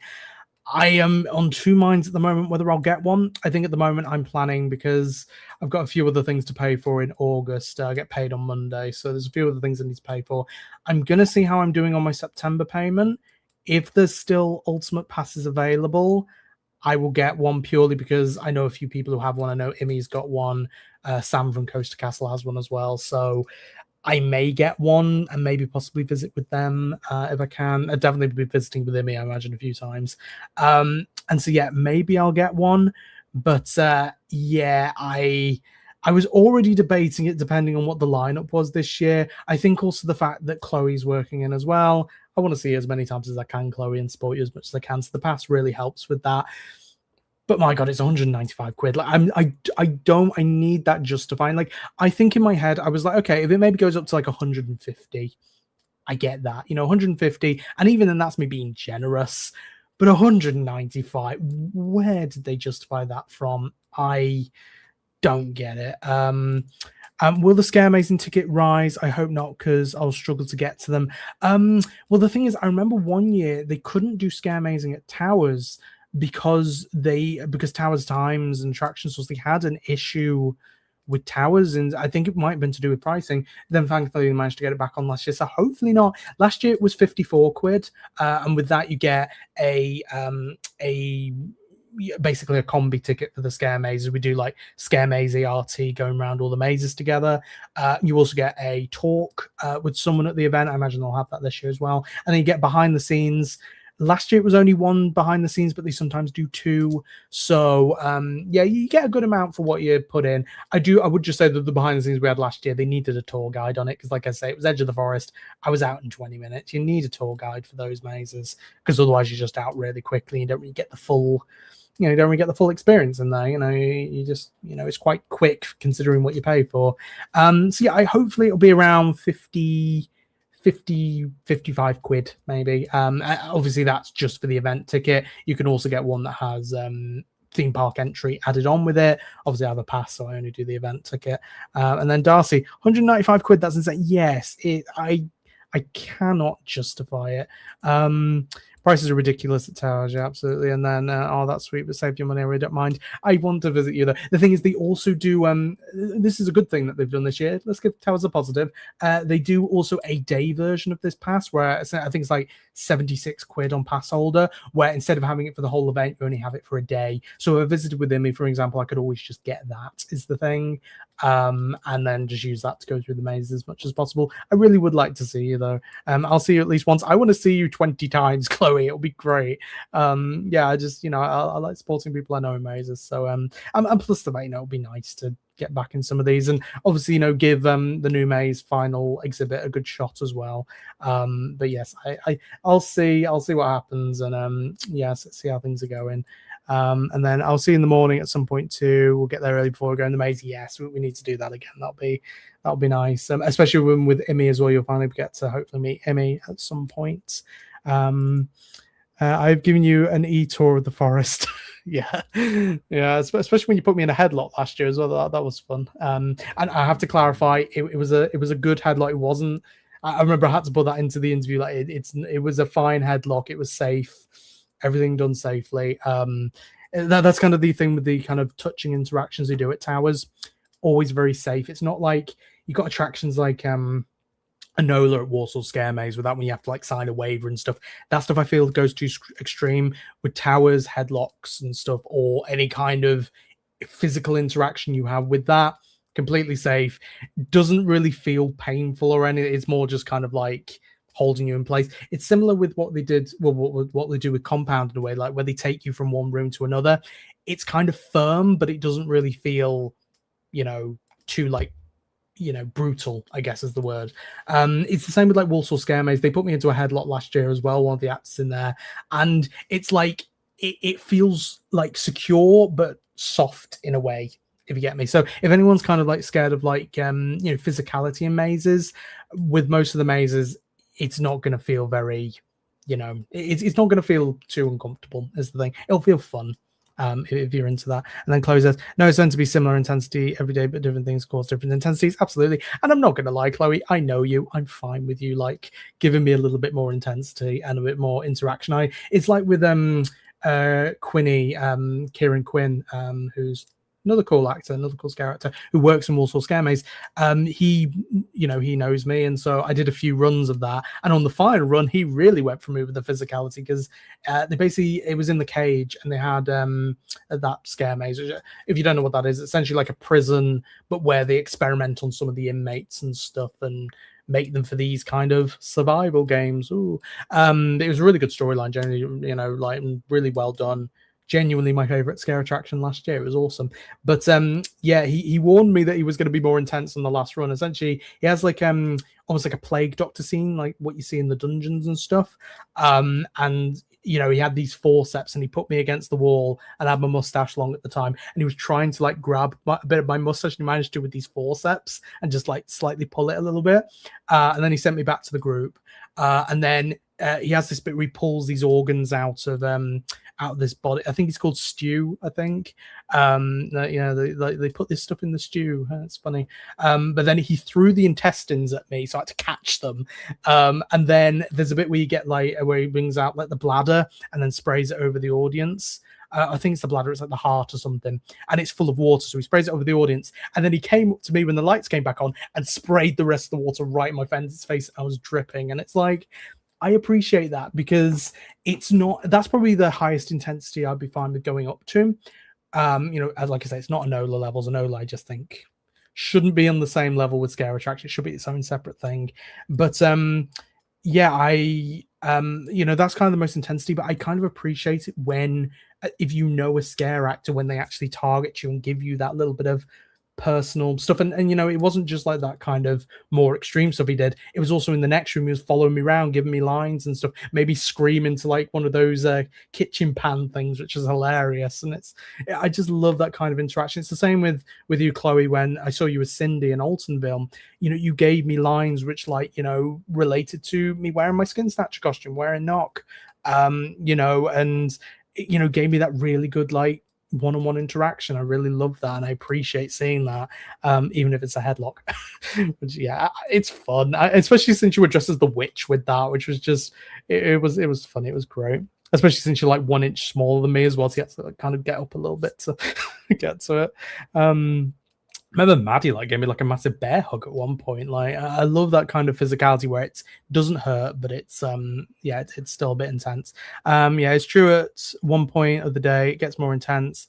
I don't know where I heard that, just remember this. Yeah, it can sometimes. I think it's also just as the actors kind of warm up a bit, they can get a little bit more intense, and I guess probably going into the evening as well. But all safe. I've never kind of had an interaction like that where it's been unsafe, because these actors are all trained, and they're all trained to do this. And it's the reason why they always say, don't touch the actors, because you're not trained to touch them. They are trained to touch. They are trained to be safe. They are trained to do all this good stuff. So don't touch the actors, kids. I should probably do a post about that this scare season, but yeah, basically don't be a dick. Yeah, don't harass any actors. They're great. Anyway, Fright Nights, everyone. After that little tangent, but yeah, Ultimate Scare Pass, they need to think about that pricing next year. But anyway, it's a little teaser, unfortunately, in portrait mode. But let's see what they've got, and I'll just take another little sippity sip. Let's go. It's the guy from Terror the Towers What Lies Within, the vlogger dude. Oh, God. Oh, I'm gonna have to go frame by frame on this one, and I can't because it's not on bloody YouTube.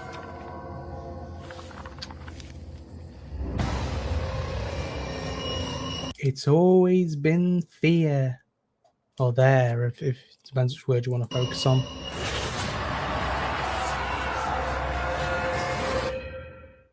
Oh, that was it. Okay, it wasn't actually a lineup announcement. It's something, but yeah, there was one little bit which I need to pause on, but I don't know whether I'm going to actually be able to get it or not. It's going to be like a frame perfect. Here we go. We got it. Nova Lux Senior Living, Lucian Voren, Facilities and Emergency Assistance Response. Interesting. And then a brighter something. I bet you scan that barcode, it gives you something, doesn't it? Oh, and Darcy's just said the one on Instagram is different, I think. Oh, I will have to check that out. I'm just going to look up Lucian Vorum, because that sounds like Latin.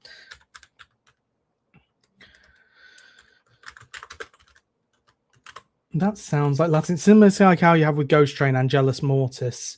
Lucian Vorum. Sounds Latin. Let's go into translate. Is translate on here? No, I might have to look up translates separately. And as Aaron says, sounds like Lucifer to me, which, yeah, Yeah, that's what I thought as well. Yeah, Lucifer, and then the guy you see walk down the street. Yep, see that in crew quite often. Right, translate. Oh, I just got my banners back up. Here we go. Right, let's go on to translate. Well, I realise you can't see any of this on screen whatsoever. Right, let's see. Lucian Voren, detected Dutch. Let's try Latin. Latin. Latin. Where's the L for Latin? No, it just changed it to Lucius Varenus. So yeah, that's not anything. It's a cool name. It's a cool trippy name. Now I'll check on Instagram just to see if there was a different one. Also, when was this posted as well? This was posted on. Oh well, this was 2 hours ago. So let's have a look on Instagram then to see. A show is coming up when I type it in. Oh, interesting. Maybe it's going to be another like similar to what I did with The Walking Dead, where they do it as like a cross promotion thing. Let's see. Is it actually going to let me log into Instagram? Because I know it sometimes has issues.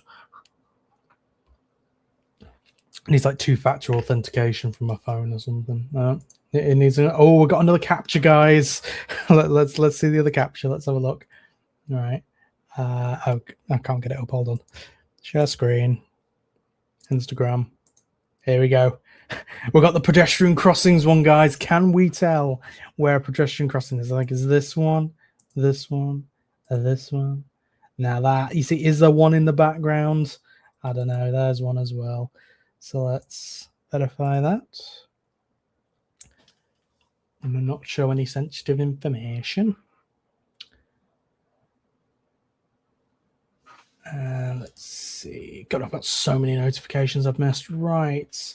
Oh, and the Alton Towers one comes up straight away. This is the reason why I stayed off socials. So I don't get that spoiled. Obviously, there's probably going to be more announcements for things like the family attractions as well.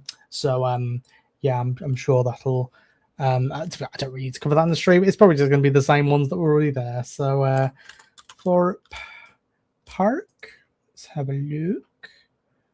I'll just do a quick look. No, it seems to be the same one on Thorpe. And Jack Siltstone commented as well on Coaster Dog saying 25th anniversary, which, yeah, a lot of attractions celebrating anniversaries this year. Like there's Thorpe, there's Tully's, I believe the Howl as well. There's a lot of attractions celebrating anniversaries. But yeah, it looks to be, I'll just double check it. It looks to be the same one. Yeah, Lucian Voren puts the poster up. Always been fear. Yeah, and then shoots through. And it looks like at the end as well that something kind of like flies towards him. So, maybe that's going to be some form of creature. Maybe it's like the demon things that were in Deadbeat, maybe. I don't know. Deadbeat's a weird one to me. It's a weird maze, which I just think's a little bit... I'm morbidly curious about that maze because I don't really understand it. But yeah, anyway, God, my hair's a bit messy. Jesus, it's warm, it's fine. Anyway, that is my thoughts on the Scarefest stuff as a bit of an overview summary. I think it's a shame that they've got more on the lineup. I feel like should have taken some stuff off to make the attractions that are left stronger, more actors in. I think you could have taken off Altonville, you could have taken off Burial Grounds, you would have been fine.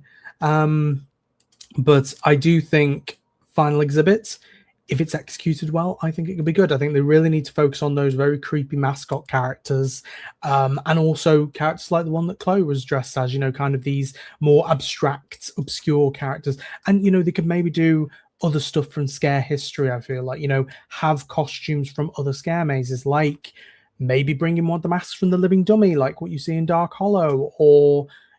bring in maybe one of the Hamble twins. I know those masks still exist out there, so they could do something like that. Or I'm trying to think as well, like maybe some of like the newer mascot costumes, but maybe a little bit messed up or something like that. I think there's a lot of potential for it. Just depends how well it's executed. So yeah, I'm hoping hoping it'll be good. And Darcy just said, I think I want to send you just saying 25th anniversary, right? Yeah, which yeah, makes sense. It's 25 years. I'd like to get to Thorpe this year. I don't know if it's going to happen. I'm going to have a look at monies, because I'd also love to go and do Tully's again, which is also celebrating their anniversary as well. But yeah, it's a long way to go. I'd love to go and do Purgatory again. God tier, love Purgatory. But anyway, I am going to go now because I'm tired and really warm. It's hot. I want the heat to go. But thanks for everyone for joining me. It's been yeah, it's been a nice bit of a shorter stream, which has been nice considering the Walton files are like 4 hours. That should be coming back next Thursday, by the way. Hopefully, Imi's on holiday at the moment. Yeah, she's on a cruise somewhere. So yeah, I'm missing you, Imi. We'll get you back on hopefully next week for more Walton files, which will be fun. And also, Erin's just said, I have a costume idea. I don't know if anyone would know who I am, but I want to do Snowy the cat. Everyone would love Snowy. You should get like a name tag, like a collar name tag on, which says Snowy on it. That would work well, and maybe have trying to think maybe one, if you have one of like the Tansy dolls, maybe have that kind of hold, maybe it's like a little cat toy. I think that would be adorable. Yeah, you should definitely do that. I mean, I like the idea you were saying about at the summer festival as well, about wanting to do one of the hotel uniforms. I think that's a great idea as well. So yeah, looking forward to seeing all the cool costumes and stuff that people come up with this year. But anyway, I'm gonna go. Probably going to treat myself to a Mackey's, not going to lie, because yeah, I've been really tired today. I did not sleep well last night. And then I had a therapy session, so that was fun. But anyway, I'm going to leave you all. Love you and leave you all. Walton Files next week, probably around the same time, probably like 5:30ish on Thursday. I'll put out a post next Tuesday to confirm that, unless if this stream is on Tuesday, then I'll probably do it Sunday or something. But anyway, goodbye, farewell, have a spooky time. See you.